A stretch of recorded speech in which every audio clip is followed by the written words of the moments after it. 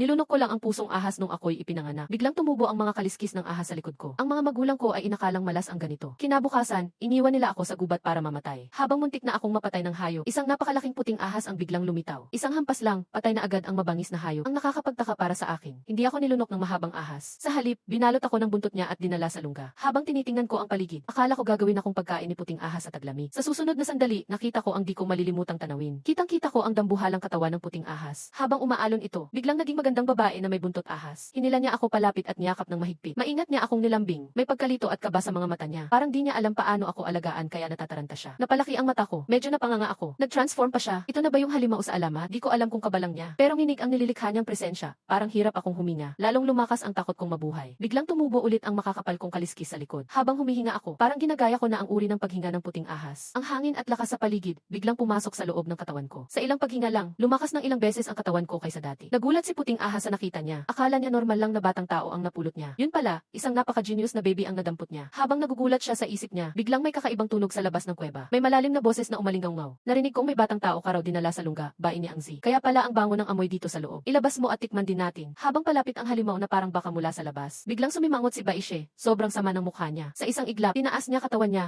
parang handa ng umatake. Layuan mo siya, akin yan. Nanginig bigla yung halimaw na parang baka. Medyo umurong ang loob niya. Tapos, nakita niyang hinihigop ko ang lakas ng kalikasan. Kumislap ang mata niya. Huwag kang selfish ah. Konti lang gusto ko. Pahingi lang ng isang braso, tiktikman ko. Habang nagsasalita siya, may laway na pumapatak at palapit siya sa akin. Kitang-kita ko iyon. Nagkaroon ng matalim na tingin si Baishe. Biglang pumalo ng malakas ang buntot niyang parang may ilaw. Hindi agad naisipan ng halimaw. Ginapangan ng lamig ang liig niya. Sumunod, biglang nawala ang malay niya. Bumagsak siya sa lupa. Habang tulala akong nanonood sa lahat ng to, binato ni Baishe ang buntot niya sa dibdib ng halimaw na baka. Kinuha ang kakaibang bagay at nilapit sa bibig ko. Hindi pa ako nakatangi. Pinigan ng malakas ang buntot ni Baishe. Biglang lumabas ang pulang likido, pinasok sa bibig ko. Noong una, pumapalag pa ako. Gumagalaw ang dila ko ng mabilis. Itinutulak palabas ang katas. Pero habang bumababa papuntang tiyan ko ang likido, sinipsip na ng katawan ko. Biglang pumasok ang kakaibang alaala sa isip ko. Ang mga laman ko, di malayang gumalaw ng parang may sinusunod na ritmo. Napakislap ang mata ko sa pangyayari. May tagong teknik ang likido pala. Na-realize ko yon, hinawakan ko agad ang puso ng halimaw. Tuloy-tuloy ko pa rin sinisipsip ang laman loob. Sa dulo, nilunok ko na ng buo. Nagulat si Baishe sa ginawa ko. Binigay niya sa akin ang puso ng halimaw. Dahil wala siyang karanasan mag-alaga ng batang tao. Ginamit niya na lang ang tradisyon ng lahi nila. Pinainom ng dugong halimaw para mabuhay ako. Pero, ano bang meron sa batang tao na to? Sa buong buhay niya sa malawak na gubat, di siya nakakita ng ganito kaganado. Marunong pa akong gumamit ng dugo ng halimaw. Pinatatatag ko ang katawan ko. Huminga siya ng malalim, parang nagdesisyon ng matindi. Biglang pinalo ang buntot. Kumuha ng ilang bilog na malabituin mula sa pader ng kuweba. Nakangiti ang mata ko nang makita ito. Dali-dali kong kinuha at isinubo. Mas mabilis akong nag-absorb ng dugo ngayon. Ilang saglit lang, naubos ko ang lahat ng bituin. Sayang lang, wala akong nakuha na bagong teknik mula sa dugo. Medyo magulo ang tingin ni Baishe. Tiningnan niya ang kaunting natirang bituin sa pader. Tapos, tiningnan niya akong busog at natutulog na. Pagkatapos, napabuntong hininga siya at lumabas ng kuweba. Atraso siyang bumubulong. Anak ng demonyo ka talaga. Kinakain mo lang parang snack yung dugong halimaw. Pagkagising ko, saka ko napansing wala si Baishe sa tabi ko. Matagal na wala si Baishe, kaya pinasok ko ang meditation stance. Di ko napansin, may anino sa gilid, may mapulang mata na nakatingin sa akin. Pero bigla, nangyari ito Eurosti. Lumaki at nag-iba ang katawan ko habang nag-meditate. Ang kamay at paa ko, naging parang sa baka. Nagkaroon ako ng maraming kaliskis sa makinis kong balat. Nagpapanik yung anino sa dilim sa nakita niya. Yung batang ito, isa palang magical demon na naglalagay ng disgis. Kumislap ang takot sa mata niya. Nais na niyang tumakas paalis. Biglang lumitaw ang buntot ng ahas. Sumaksak ng diretsyo mula likod hanggang dibdib. Tunog ng laman na napunit at nagkayupi. Nabigla akong nagising sa meditation ko. Nagsitayuan ang balahibo ko sa nakita ko. Nagme-meditate lang ako. May patay na yellow whistle na biglang sumulpot sa kwarto. Di pa ako nakapag-isip. Kinuha ni Baishe ang puso ng halimaw mula sa anino. Isang iglap, dinala na niya sa bibig ko. Nililingon niya ako ng may pagmamahal. Sinisipsip ko ang dugong halimaw. Anak kong batang halimaw. Tao ka man. Pero ang liit mo pa lang, natutunan mong magkontrol ng paghinga. At ginamit ang dugong halimaw para tumatag katawan mo. 2 araw pa lang, nalampasan mo na ang hinarap ko ng 50 years. Ikaw nga ang anak kong itinakda. Habang nagsasalita si Baishe, lito ang nararamdaman ko. Akala ko dati, babalak lang niyang palakihin ako para kainin ako. Yun pala, gusto niyang maging nanay ko. Bigla niya akong binuhat. Nilabas ako sa kuweba. Di na dito ligtas. Alam na ng lahat sa labas ang tungkol sa'yo. Panahon na para lumipat at manghuli sa ibang lugar. Manghuli?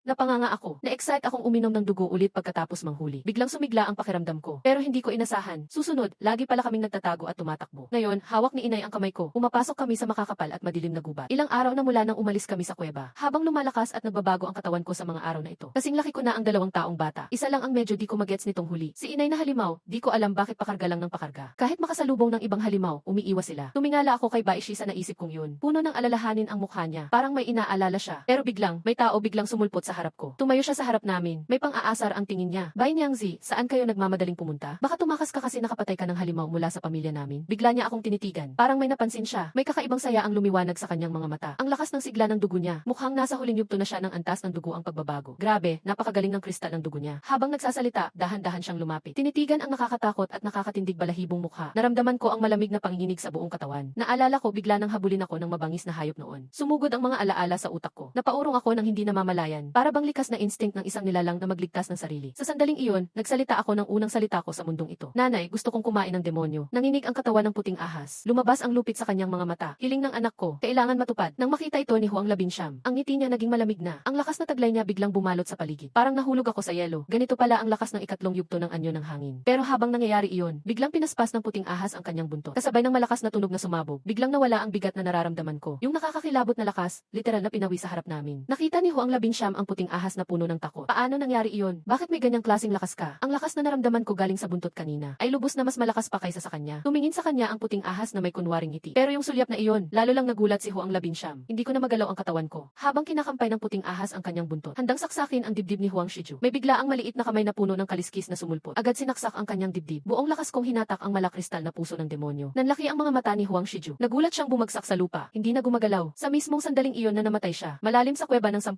bundok. May matandang payat na biglang dumilat. May lakas ng loob na pumatay ng anak ng Huang. Tibay mo. Samantala, bitbit pa rin ako ni nanay na tumatakas sa kakahuyan. Ilang araw na ang lumipas mula nang mapatay si Huang Labinsyam. Sa mga araw na ito, tulog lang ako sa yakap ni nanay. O kumakain ng bituin ng demonyo. Dahil siguro sa nakuha kong esensya. May nabasag akong limitasyon. Bigla kong naramdaman ngayon na bukod sa aura ng mundo, may mabigat na itim na usok na may malaking lakas. Walang inaksayang oras. Ginamit ko ang natutunang lihim ng ahas ni nanay. Maingat kong inumpisahan ang pagsipsip dito. Napansin din ni puting ahas ang kakaibang nararamdaman niya. Di na iwasang tumingin sa akin ng masinsinan. Para siyang nakakita ng multo, hindi makaalis ang tingin. Tinitigan ako ng diretsyo. Yan ang demonyong aura. Kitang-kita kung paano sumisirit ang demonyong usok papasok sa ilong at bibig ko. Habang dumadalo ito sa katawan ko, biglang nag-crack ang buong buto ko. Ramdam mong lumalakas agad ang katawan at sigla ko. Namangha ng sobra si puting ahas sa nangyari. Hindi normal para sa tao ang humigop ng demonyong usok. Kahit mga demon din, kailangan abutin muna ang ikatlong antas bago gawin ito. Doon pa lang sila pwede sumubok humigop. Pero itong batang tao na inaalagaan niya, sa antas pa lang ng duguang, nagsimulang uminom ng demonyong usok. Parang bago natuklasan ang bagong daan. Sa ganong pundasyon, hindi mo na ma-imagine kung hanggang saan mararating ng anak ko. Hanggang dito ang kwento. Nagpa siya si puting ahas na huwag nang magpaliban pa. Dire-diretsong tumungo sila sa hangganan ng tao at demonyo. Biglang sa sandaling iyon, may nakakakilabot na enerhiya mula sa malayo. Naging seryoso ang mukha ni puting ahas. Nagising din ako bigla sa pagmimeditate. Lalo akong ginanahan sa kakaibang eksena doon. Biglang lumitaw ang mga kaliskis sa balat ko. Ano ang nilalaman ng mundong ito? May mga dilaw na musang na may daladalang duyan. Biglang lumitaw sa di kalayuan. Lumalapit ng dahan-dahan. Tumindig si puting ahas. Matamang pinagmasdan ang mga kakaibang bisita. Ako, wala akong alam. Pero parang alam na niya kung sino sila. Pagkaraan ng ilang sandali, huminto na lang sila mga 10 metro ang layo. Lumabas mula sa duyan ang isang matangkad at payat na matanda. Bigla siyang lumutang sa ere. Lumaki ang mga mata ko sa tindi ng gulat. Naglalakad siya sa ere para magpakita ng lakas sa lahat. Yung matanda, demonyo pala siya. Isang demon ng Danrealm. Si puting ahas, agad nanginig ang katawan nang makita siya. Parang hindi niya makontrol ang sarili niyang takot. Tiningnan niya ako ng mabilis. May desididong tingin sa mga mata sa gitna ng mga dahon. Narinig ko bigla ang boses ni nanay sa isip ko. Pag sinabi kong tumakbo ka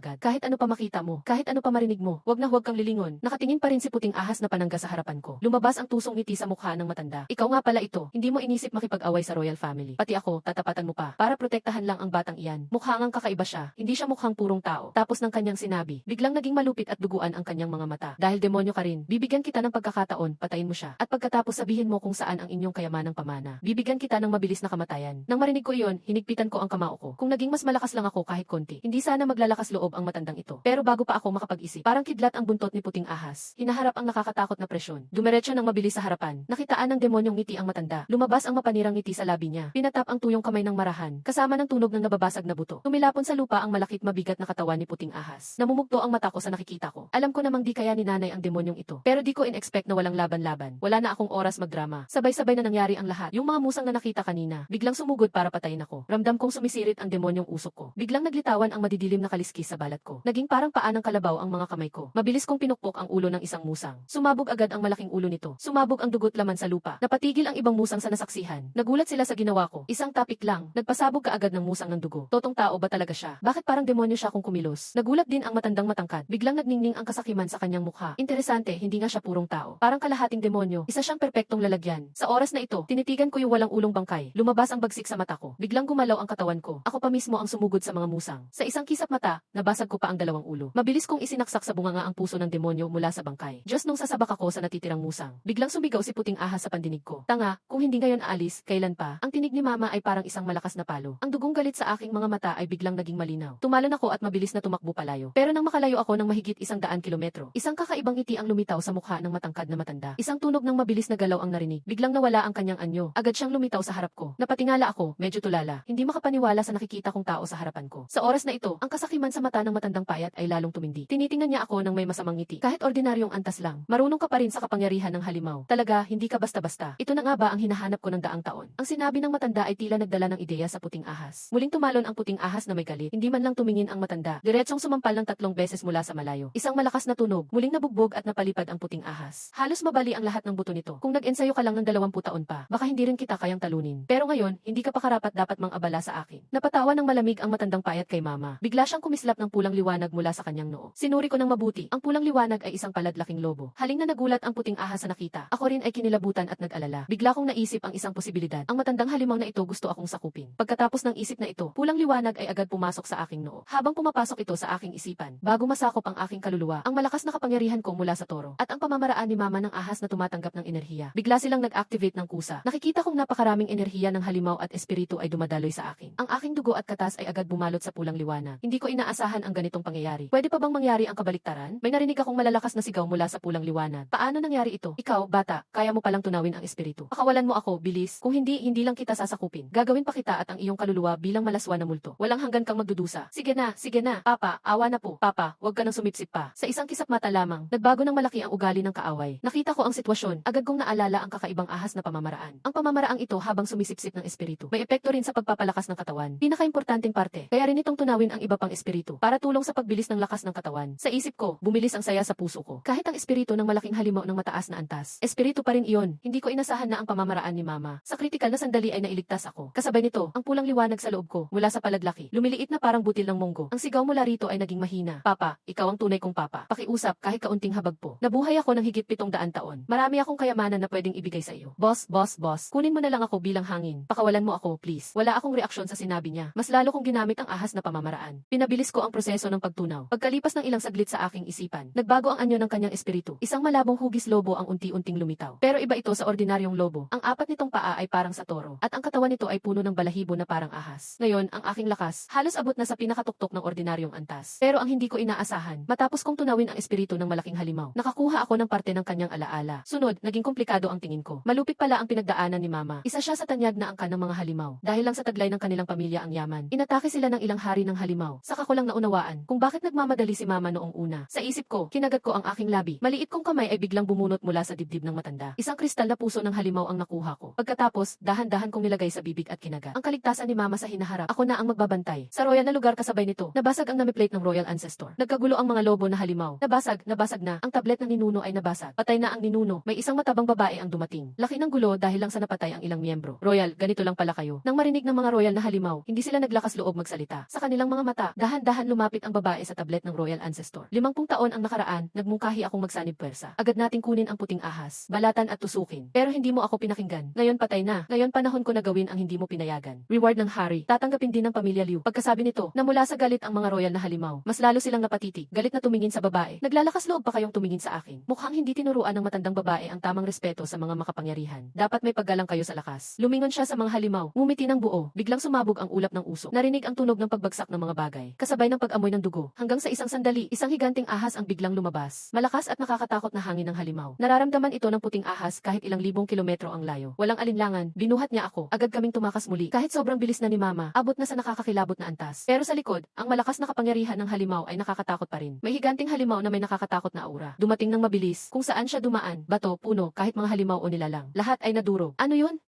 Grebe, bakit may ahas na mas malaki pa kay Mama? Sa memorya ng royal ancestor, nakahanap ako ng eksenang kaugnay sa halimaw na iyon. Hindi ko inasahan. Yun pala ay higanting halimaw sa pinakamataas na antas. Agad nagdesisyon si Mama. Ginamit bigla ang lihim na pamamaraan ng lahi. Mas binilisan pa ang pagtakbo. Pagkawala ng aming anyo sa lugar, isang malakas na tunog, ang higanting buntot, malakas na humampas sa lupa. Ang lupa ay nabiyak na parang sapot ng gagamba. Umabot ang bitak sa mahigit 10 kilometro. Nabago ulit ang aking mukha. Sobrang lakas ng ganitong kapangyarihan. Kahit ang pinakamalakas na halimaw sa mataas na antas, ang isang patak ng dugo ay kayang magpabagsak ng bundok. Pero kahit simpleng pagbagsak ng kanyang buntot, nabiyak ang lupa. Sobrang nakakakilabot. Sa oras na to, ang babae sa likod na naging dambuhalang ahas ay patuloy na ngumisi ng malami. Hindi nga ako nagkamali, may naganap na makapangyarihang demonyo dito noon. Ang lahi ng Suanshe, tagapagmana ng pambihirang kayamanan. Hindi ko akalaing may tinatago pa kayong ganitong sekreto. Maliit ang tingin ko sa inyo, lalong lumakas ang bangis sa kanyang mga mata. Bigla rin siyang bumilis, isang iglap lang, naabutan niya na si inay. Nakakakilabot na lakas ng demonyo ang sumabog mula sa kanyang buntot. Dinig ang malakas na ugong. Dire-diretsong hinataw niya kami. Napapikit ako agad sa nakita kong iyon. Akala ko tapos na ang buhay ko. Pero sa mga sandaling yon, biglang lumitaw ang napakaliwanag na liwanag ng espada sa di kalayuan. Isang figura na naka-blue robe ang dumating mula sa ere. Mga demonyo, anong lakas niyo sa Wuyu City? Isang hampas ng espada ang tumama sa katawan ng ahas. Ang matitibay na kaliskis ng babae ay sumabog. Ang dambuhalang katawan ay napunit-punit. King Shan Hulu, Taoy Dragon Elephant Sword, tumindig. Deputy City Lord ng Wuyu City. Nine Sword Immortal ng Yelang. Nagulat at nagalit ang babae. Umalingaw-ngaw ang kanyang sigaw. Parang kulog. Ngayon lang ulit natauhan si inay. Kita agad ang matinding saya sa kanyang mga mata. Pala, kakagising lang din niya sa sobrang gulat. Ako rin, natauhan ako.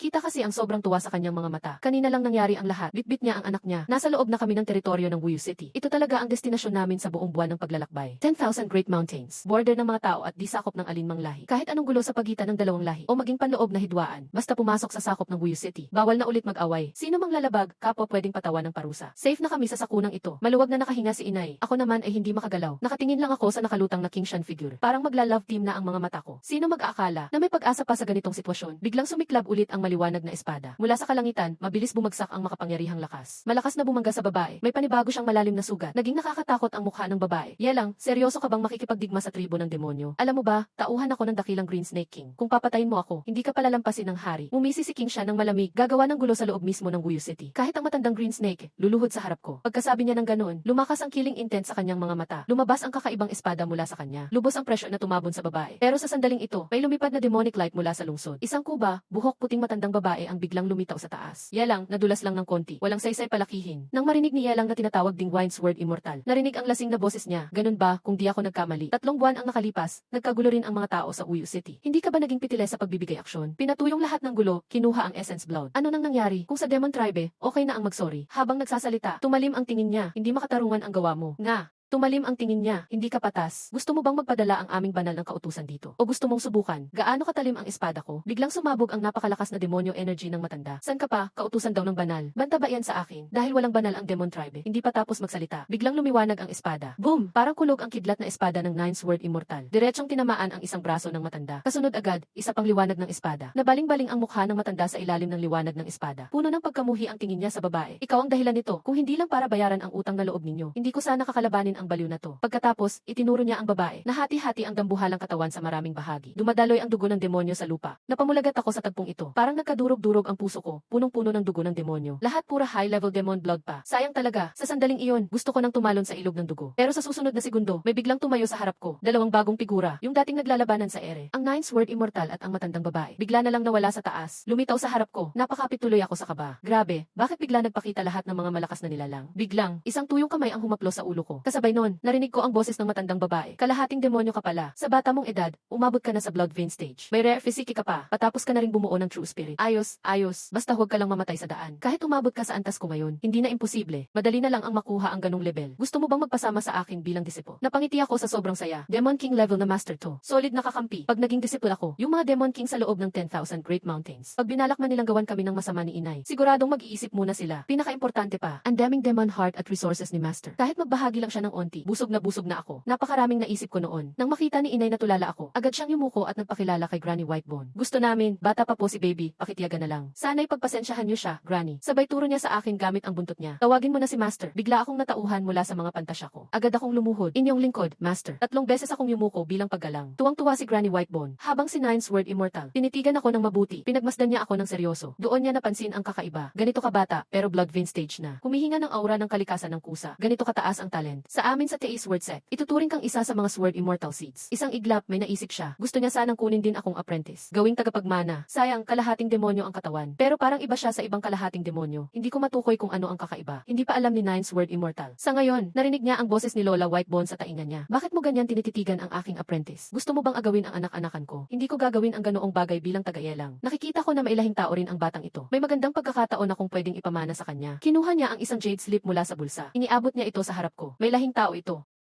May magandang pagkakataon akong pwedeng ipamana sa kanya. Kinuha niya ang isang jade slip mula sa bulsa. Iniabot niya ito sa harap ko. Ito ang lakas ng dakilang dragon elephant. Bagamat 100 taon na walang nakakamaster nito. Pero may dugo kang lahi ng mga demonyo. Baka kaya mong subukan. Pagkabigkas niya, napalaki ng mata si Lola Whitebone. Halatang hindi makapaniwala ang tingin niya kay Siyam na espadang immortal. Ikaw, talagang handa ka bang ibigay ang ultimate skill ng Tayut Sword Set? Ang swerte talaga ng apprentice ko. Pero kung ipapasa mo ang sikretong pamamaraan na ito, hindi ka ba natatakot hanapin ka ng matatandang iyon? Ngumiti si Siyam na espadang immortal at gumalaw ang kamay. Kung ilang daang taon nang walang nakakamaster. Matawag pa ba talagang ultimate skill yun? Nang marinig ko ito, nagningning ang aking mga mata. Itong lakas ng dakilang dragon elephant. Mukhang napakagandang bagay nito. Pero hindi ko naman siya kamag-anak. Bakit niya ako bibigyan ng ganitong teknik? Naisip ko iyon. Naging mas maingat ang tingin ko sa kanya. Natuwa si Lola Whitebone sa nakita niyang ito. Matalino at maingat. May tamang respeto. Talagang bagay kang apprentice ko. Tanggapin mo na, hindi kanya sasaktan. Napangiti ako sa sobrang saya. Agad kong itinago ang jade slip sa bulsa. Ang hindi ko inaasahan. Ang sunod na ginawa ni Lola Whitebone. Gusto ko siyang yakapin ng mahigpit at halikan dahil doon. Dahil pag alis ni Siyam na espadang immortal. Tumalikod siya. Tinitigan ng diretso ang patay na ahas. May patakaran sa aking mga apprentice. Sino mang papasok sa ilalim ko, kailangang mag-alay ng isang malaking demonyo bilang sakripisyo. Itong demonyong ahas mula sa pamilya Liu, pwede na. Mabilis akong na-excite. Ibig bang sabihin ni Master, ako ang papatay sa ahas na ito? Ang puso ng malaking demonyo na ito ay para sa akin. Nalaglag ang laway ko sa sobrang pananabik. Mas naging kontento ang tingin ni Lola Whitebone sa akin. Bigla niyang inikot ang kamay. Mas naging kontento ang tingin ni Lola Whitebone sa akin.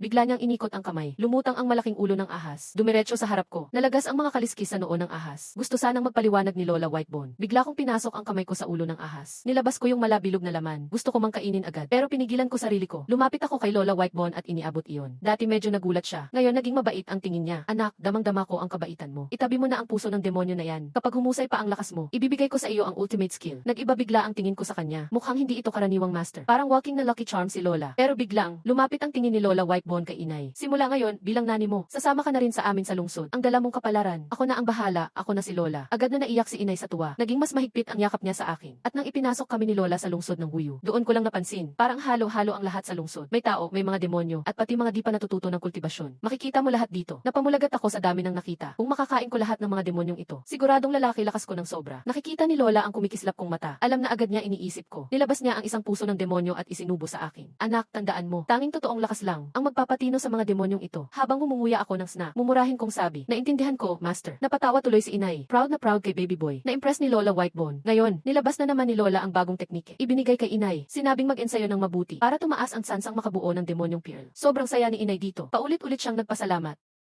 Napakasaya ng nanay ko. Patuloy siyang nagpapasalamat sa kanya. Pagkatapos kaming ayusin ni Lola Baak. Noong gabi, mataas na ang buwan. 10 oras na ng gabi. Ngayong gabi, bihira lang makatulog si Ina Whitesnake ng mahimbing. Matagal na siyang hindi nakatulog ng ganito. Hindi mapigilan, napapangiti ang kanyang labi. Nakaupo ako sa sahig. Idinikit ko ang jade slip na binigay ng Nine Sword Immortal sa mukha ko. Habang lumilitaw ang teknik sa isip ko. Sa wakas, naintindihan ko kung bakit walang nagpractice nito sa daan-daang taon. Kailangan ng Demon Aura para sa teknike na ito. Pero imposible sa tao ang magkaroon ng Demon Aura. Pero parang ginawa talaga ito para sa akin. Walang pag-aalinlangan. Pinapadali ko ang Demon Aura at nagsimulang mag-practice. Hindi ko inasahan. Habang nagsasanay ako, mismo ang Half-Sage Lord ng Wuyu City ay dumating. At gulat ang buong mundo habang nagpa-practice ako ng Great Dragon Elephant Power. Ang Demon Aura sa loob ko unti-unti naging Dragon Elephant Image. Hanggang sa huli, lahat ng dugot lakas ng katawan ko ay otomatikong sumanib sa lawang. Habang ito ay nagko-combine, may matinding lakas na lumalabas sa katawan ko. Nararamdaman ko ito. Biglang, natakpan ng mga ulap ang mga bituin at buwan. Dalawang gintong shadow ang lumitaw sa itaas ng Wuyu City. Lumitaw sila sa air. Kapag titingnan ng maigi, isang divine statue at golden dragon. Tumitingala at umuungal. Nagulat ang mga tao sa lungsod. Maraming malalakas na demons ang natakot. Kasabay nito, si Lola Baak ay nasa labas ng kwarto ko. Biglang lumitaw din si Nine Sword Immortal sa tabi. Komplikado ang ekspresyon niya. Biglang bulong niya, imposible. Sa ilang oras lang, nakamit ko ang maliit na tagumpay sa Dragon Elephant Power. Kahit ang mga ninuno ng Tais Sword Set, wala ni isa ang nakakagawa niyan. Meron pala dati, nabanggit niya, naramdaman ni Lola Baak na lumaki na ang alaga niya. Parang ganun nga, nagulat siya at napatitig. Saglit, maliit na Dragon Elephant stage. Alaga ng lola ko, naabot ang maliit na tagumpay sa teknike. Sa sandaling iyon, parehong tao at demon na pahinto ang paghinga. Pero si Nine Sword Immortal parang nadidismaya. Gusto niyang kunin ako pabalik. Napakagaling ng talent ko. Kahit magpakita ang mga ninuno ng Tais Sword Set, gusto rin nilang kunin ako bilang alagad. Hanggang dito, medyo nahiya si Nine Sword Immortal. Lumapit kay Lola Baak. Kaibigan, pwede ba tayong mag-usap? Hindi pa siya tapos magsalita. Sinapak na siya ni Lola Baak. Hindi pwede, kaibigan. Kung may iba kang request, pwede kitang tulungan. Pero tungkol sa bata, sorry, hindi ko ito kayang tanggapin. Pagkatapos niyang magsalita, ramdam ni Nine Sword Immortal. May matinding killing aura. Wala na siyang magawa. May mga bagay talaga. Pag nawala, wala na. Baka lumapit pa si Lola Baak sa Lord para magreklamo. Pero hindi nagtagal. Muli siyang ngumiti. Hindi magandang agawan. kaguluhan. Kaibigan ba? Hindi ibig sabihin na hindi pwedeng sumali ang bata sa Teis Word Set. Tinunggan ni Nine Sword Immortal ang red cord, tapos lumapit ulit kay Lola Ba. May ipag-uusap sana ako. Kaibigan, sumali ka sa Teis Word Set. Ibigay ko sa iyo ang elder position. Si Lola Ba, napahiya at naguluhan. Parang di makapaniwala sa narinig. Kitang-kita sa mukha niya. Relax lang, Nine Sword Immortal, sabi niya. Para lang sa bata ito. Galit na galit si Lola Ba, tumitig kay Yelang. Lumabas din na iniisip pa rin siya ng lalaki. Para lang sa bata. Galit na galit si Lola Ba, tumitig kay Yelang. Iniisip pa rin ng lalaki ang alagad niya. Gusto niyang mapasali ang bata sa sekta. Hindi alintana ang panganib. Handang kunin ang bata sa Teis Word Set. Saglit siyang natahimik. Sabi niya, siyang magdedesisyon dito. Kung gusto ng bata, pumapayag din ako. Ayaw ko sumali sa Teis Word Set. Mas okay na walang problema dito sa Uyu City. Pero matanda ng demon, iniisip pa rin ang kabataan. Half demon ang bata. Darating ang panahon, pupunta rin siya sa mundo ng tao. Kung member siya ng Teis Word Set, mas madaling gumalaw. Ngumiti si Nine Sword Immortal. Hindi siya tumanggi, ibig sabihin, kapag natapos ang usapan. Pareho silang nakatingin sa pintuan ng kwarto ko. May biglang lumitaw na anino. Sa likod namin, nakasuot siya ng Phoenix Crown. May golden armor. May matinding karisma. Tumigil sina Nine Sword Immortal at Lola Ba. Lord ng City, bakit bigla kang dumating? Sa oras na iyon, na-stabilize ko na ang Dragon Elephant image sa loob ko. Nag-adjust muna sa lakas. Lumabas na ako sa kwarto. Pagbukas ng pinto, 3 tao agad ang nakita ko. Yung dilaw na buhok sa gitna. Sa isang iglap, nagbalik ang mga alaala ng nakaraan. Napatingin ako, nagulat. Biglang nasabi ko, Dakilang Santo. Nagulat si Lola Ba sa narinig. Mabilis siyang lumapit at hinila ako. Anong Dakilang Santo? Anak, huwag kang magsalita ng kung ano-ano. Siya ang Wuyu City Lord. Nasa 3rd stage ng One for Realm. Kung ano-ano lang sinabi. Siya ang Wuyu City Lord. Half Sage Demon sa 3rd stage ng One for Realm. Nanlaki ang mga mata ko. Biglang tumingin ulit ang Lord ng Wuyu City. Tumingin sa anino. Napakatulad talaga. Sa alaala ko. Para bang nag-overlap ulit. Naalala ko ang sinabi ko kanina. Naging awkward ako. Nagtago ako sa likod ni Lola Ba. Pumayo ko, parang batang nagkamali. Pero bigla ding nangyari. Ngumiti bigla ang Lord ng Wuyu City. Tama ka rin, Dakilang Santo. Dati akong unggoy sa bundok. Kayang baguhin ang yin at yang. Nagpapatatag ng mundo. Bakit hindi ko kayang gawing Dakilang Santo? Tumingin sila kay Lola at Nine Sword Immortal. Pero kayong dalawa, hindi pa kayo katulad ng bata. Open mindset nyo. Kung walang santo sa puso mo, hindi Dakilang Santo. Kahit half sage realm. Mahirap abutin. Pagkatapos magsalita, biglang may tunog ng dao mula kay Nine Sword Immortal. Nagbago agad ang aura niya. May kalayaan ang hangin sa kanya. Pero parang di pansin. Bahagyang tumango lang. Tama si Lord. Kami, kung walang bundok sa puso, paano makikita ang dakilang bundok? Napansin ni Lola Baak ang itsura niya. Ngunit sa loob ko, natatawa lang ako ng mapait. Ang alak ay nakakulong. Balik sa kalikasan. Mukhang natamo ni alak at espada ang landas niya. Pero saan nga ba ang kanyang landas? Masyado mabigat ang kanyang nakaraan. Kung di niya kayang harapin ang nakaraan, paano niya makikita ang hinaharap? Ang kakaibang eksenang ito. Napamangha ako. Para bang may nasabi akong sobrang importante. Napatingin ang mga malakas na tagapagsalita sa akin ng kakaiba. Para mawala ang medyo tensyon, diretso akong tumingin kay puting buto na Lola. Guro, nagugutom ako. Pwede mo ba akong bigyan ng ilang halimaw na kakainin? Pagkasabi ko niyan, nagulat si puting buto na Lola, parang nagising. Tingnan mo naman, makakalimutin na ako. Nakalimutan ko, bata ka pa pala. Lumalaki ka pa. Habang sinasabi niya, kumuha siya ng 2 bituin ng halimaw. Nung iaabot niya iyon sa akin, biglang pinigilan siya ni Siyam na espadang immortal. Nyugyug niya ang pulang labano sa kamay niya. Lumabas ang isang gamot na balot ng lilang ulap. Gininto ang gamot ng tigre at dragon. Nagulat si puting buto na Lola, pati si punong lungsod ng walang alala. Tahimik na nagulat.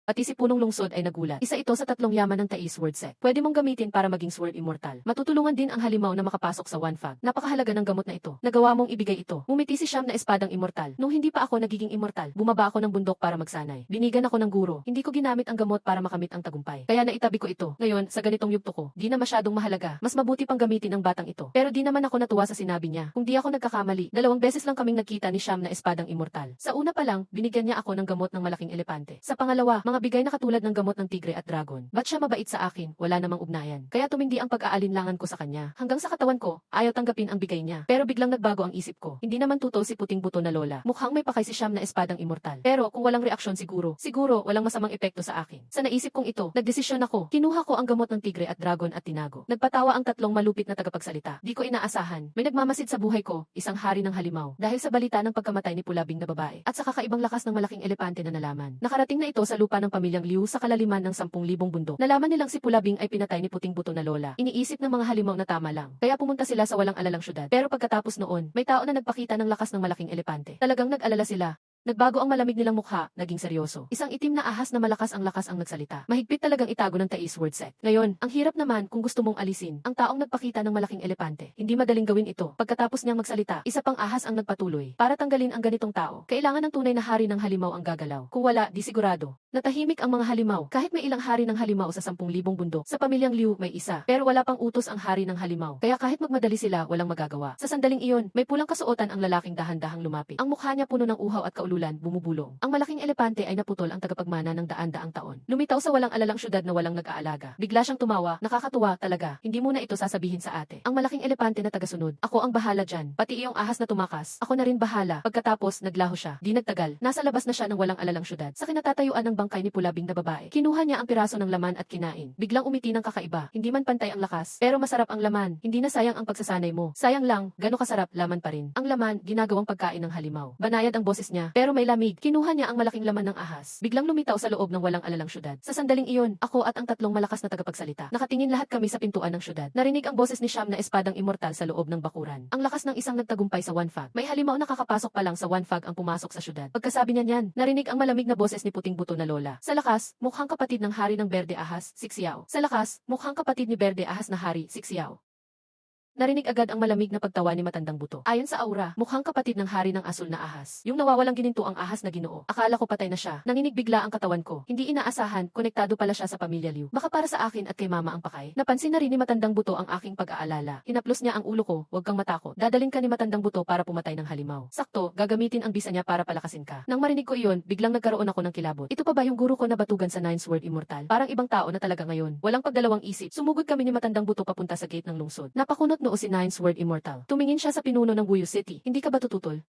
Alam naman natin ayaw ni matandang buto sa mga halimaw. Hindi mo ba natatakot na baka patayin niya si Golden Snake? Umiti lang ang pinuno ng Wuyu City. Kung papatayin, papatayin. Pwede ba? Yung asul na ahas, may tapang pang pumunta rito para magulo. Pagkasabi niya, kumurap at biglang nawala. Napabaling si Drunken Sword Immortal. Maya-maya, lumitaw din siya sa pintuan ng lungsod. May isang mahabang itim na bandila na lumulutang sa ere. Kapan ng ulap ng fog ang kumalat. Narinig sa hamog ang matinding boses ni matandang buto. Ikaw, bata, tinakot mo ang anak ko. Nagpakawala ng kakaibang tawa si Golden Snake Lady. White Bone Demon King. Ba't ka nagagalit? Gusto mo bang uminom muna tayo? May kinatay akong patay na ahas sa daan, pampulutan. Ang bango niyan, napatahimik ako. Nakakatakot naman to. Sa sandaling iyon, nagkaroon ako ng bagong ibig sa salitang weird. Pero thankful ako sa isip ko. Mabutit sumama ako kay guru. Kung nakasalubong ko to sa labas, wala kaming pag-asa ni mama. Pero sa susunod na segundo, nagulat ako sa ginawa ng guru ko. Kumislap ang mata ni matandang buto. May pulang ilaw at mas nakakatakot ang tawa. Sige, kung inom tayo, anong pulutan? Pero di ko gusto ang alak ngayon. Ang gusto ko, dugo mo. Ano bang inumin natin? Pero di ko talaga gusto ang alak ngayon. Gusto ko ng dugo mo. Pagkasabi nun, sumabog ang tunog mula sa bandila sa ere. Napuno ng ulap ang buong Wuyu City, pati hanggang daan-daang linang paligid. Sumunod, nalito ang dami ng tumatawang multo. Isang wow na wow para sa batang puso ko. Doon mismo, isang napakalaking gintong ahas ang lumitaw sa fog. Nakapako ako sa malaking katawan niya. Naglalaway na ang bibig ko, di ko napigilan. Guru, di ba dinala mo ako para kumain ng halimaw? Gutom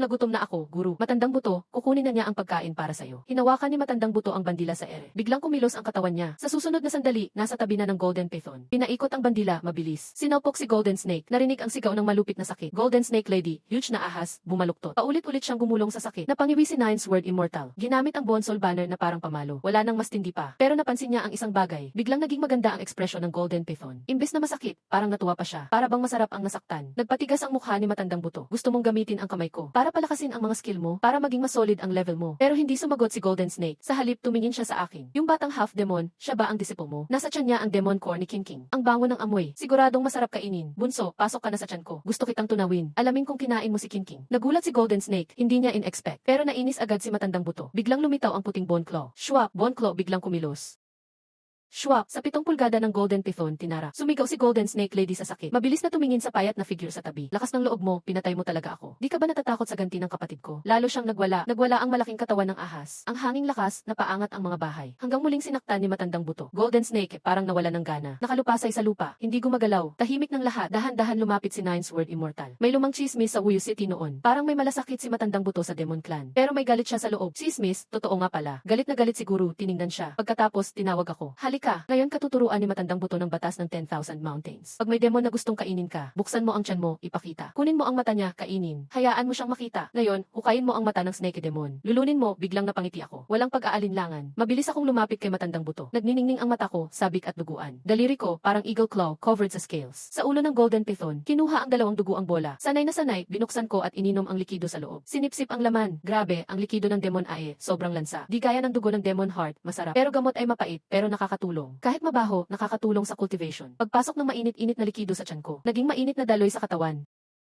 Kumalat sa buong katawan. Halos sabay-sabay umikot ang katawan ko. Tumindi ang dugo ko. Bilis ng pagtaas ng lakas. Hindi ko naisip. Ang mata ko, dating sa tao, unti-unting naging parang snake eyes. Napangiti si Matandang Buto sa nakita. Mukha niya, parang chrysanthemum sa dami ng wrinkles. Talagang kakaiba ang disipo ni Matandang Buto. Nakuha ang power ng Golden Python. Hindi magtatagal. Matutuloy na ang legacy ni Matandang Buto. Nabigla ako sa isip ko. Pero alam ko kung bakit. Ngayon, ang katawan ko, tao-demon. Lahat, nakuha sa pagsipsip ng dugo. Naalala ko, sinipsip ko agad ang Demon Vine. Pagkatapos, tinaas ang kamay ko. Sa ulo ni Golden Snake Lady, kinuha ang kumikislap na Demon Core. Tinitigan ko ang bola sa kamay. Nagulat ako. Ibang klase ang Demon Core ng high-level demon. Patay na sila, pero ramdam pa din ang lakas. Napansin ni Nine Sword Immortal ang pagkamangha ko. Sinimulan niya akong ipaliwanag. Ang Golden Python ay kapatid ng hari ng asul na ahas. Ang kanila, pinuno sa 10,000 mountains. May galit din siya, syempre. Lumabas siya mula sa shell ilang libong taon na ang nakalipas. Sa loob ng 800 taon, naabot niya ang tuktok ng lingdan. Kahit na nawala siya ng 100 taon. Ngayon, isa na siyang batang hari ng mga halimaw na may napakalakas na kapangyarihan. Pagkatapos magsalita siya, agad na sinundan ni Lola ng mga buto ang usapan. Tama, ito ang pagkakaiba ng antas. Ang mga halimaw sa antas ng Wanfa ay bumubuo ng mga buto ng kapangyarihan sa kanilang Demon Core. Kahit nasa unang yugto pa lang ng Wanfa Jing, may anyo na ito sa kanilang Demon Core. Kung makakapasok pa sa susunod na antas, magiging tunay ito. Ang Demon Core ay magiging Wanfa Seed. Ito ang antas kung saan naroroon si Lola ngayon. Bigla akong natauhan. Napaisip na lang ako.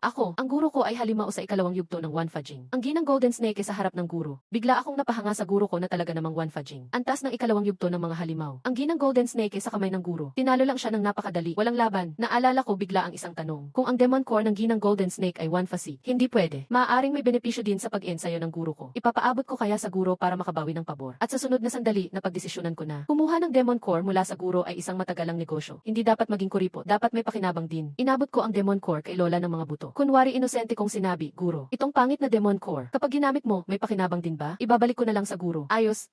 Nakakatuwang may malasakit ka. Masaya si Lola. Pero espesyal ang paraan ng kanyang pag-ensayo. Hindi masyadong makakatulong ang gamit na ito. Mas maganda kung gamitin mo para sa katawan mo. Kunyari malungkot akong sumagot, dahan-dahan kong inilagay ang Demon Core sa bulsa. Nakita ito ng Nine Sword Immortal na nakatayo sa tabi. Medyo nasaktan ang loob niya. Ito ay Demon Core ng halimaw ng Wanfa Stage. Ibinigay mo lang ng ganun. Ang ganitong bagay ay magandang gagamiting batayan ng katawan. Napakalaking galawan ito. Kung sa Taoist word sec ito, idadagdag ang mahalagang material. Makakagawa ng isang batch ng Dragon Teacher Golden Pills. Pero hindi inasahan ng lahat ang buhay at kamatayan ng Golden Python. Nagpasimula ng misteryo sa Wuyu City, sa malalim na kuweba sa 10,000 mountains. May ilang malalakas na hari ng halimaw na nagtitipon sa mesa, gumagamit ng tao bilang pampainom. Isa sa mga anino ay ang kapatid ni Golden Python, si Green Snake Monster King. Bigla sa sandaling ito, may isang red snake na mabilis na pumasok mula sa labas ng kuweba. Habang tumatakbo siya, sumisigaw siya, King, masama ang nangyari kay ginang Golden Snake. Hindi pa natatapos magsalita ang maliit na halimaw. Nagising ang lasing na Fox Monster King at nagalit. Ano ang ingay na yan? Sabay-sabing bigla siyang nagtaas ng kamay at malakas na pinutol ang kaliwang kamay ng maliit na halimaw. Sabay-sabing bigla siyang nagtaas ng kamay at muling pinutol ang kaliwang kamay ng maliit na halimaw. Ipinasok niya ito sa bibig, malakas niyang inunguya. Hindi naman naapektuhan ang ibang hari ng halimaw sa paligid. Sanay na sila sa ganitong pangyayari. Si Green Snake Monster King na nasa ulo ng mesa ay nagsalita ng malamig. Anong nangyari sa kapatid ko? Nahihirapan ang maliit na halimaw. Pinilit niyang magulat kahit may sakit. King, ganito po ang nangyari. Nagbigay ng maikling ulat ang Red Snake. Mabilis niyang ipinaliwanag paano nakatakas si White Snake mula sa 10,000 mountains. At paano pinatay ang liwanag ng Liu family. Golden Snake. At paano mag-isa pumunta si ginang Golden Snake sa Wuyu City. Sinabi niya lahat pagkatapos idagdag King. Ngayon ay nasira na ang ranggo ni Ginang. Baka napahamak na siya. Dapat tulungan ninyo kami at ang Ginang. Pagkatapos niyang magsalita, may galit sa mata ni Green Snake King. Bakit hindi ka agad nagulat? Para matulungan ko ang kapatid ko. Biglang natakot ang maliit na halimaw, pinagpawisan. Ayaw ni Ginang. Iniisip ko lang, baka gusto ni Ginang hulihin ang tumakas na Black Snake. Makakuha ng kayamanang pamana ng Black Snake Clan. Pagkamit ng tagumpay bago magsabi sa King. Pagkatapos ng sinabi niyang ito, nagseryoso na ang ibang hari ng halimaw. Naging mabigat din ang kanilang mga mukha. May pagkagahaman sa mata nila. Habang gusto pa sana nilang magtanong, biglang napansin nilang tiningnan ni Green Snake si Ghost Fox. May kumikislap na gintong liwanag sa kanyang mga mata. Nagulat ang lahat ng halimaw. Naging kalmado sila. Nagkunwaring walang nararamdaman. Uminom ng dugo sa upuan. Parang paparating ang isang malaking eksena. At ang lasing na Ghost Fox, hindi niya napansin ang kakaibang nangyayari. Ang nararamdaman lang niya, parang may nabago sa loob niya. Bigla siyang tumingin kay Green Snake. Hindi niya namalayan, nakatitig na siya. Nakita ni Green Snake, may konting paglibak sa mga mata niya. Kaibigan Ghost Fox, ang kapatid ko namatay para sa kayamanan. Hindi ka ba naawa sa amin? Habang nakatitig si Ghost Fox, parang sabi, "Huwag ka nang malungkot, miss. Pupunta ako mismo sa Wuyu City. Huhulihin ang Black Snake. Tatanungin ang pamana. Ibibigay ko sa iyo para makadama ng ginhawa sa kapatid mong namatay." Pagkasabi nito, nakita ng iba ang paglibak sa mata nila. Ang tanga hindi niya alam na nauto siya.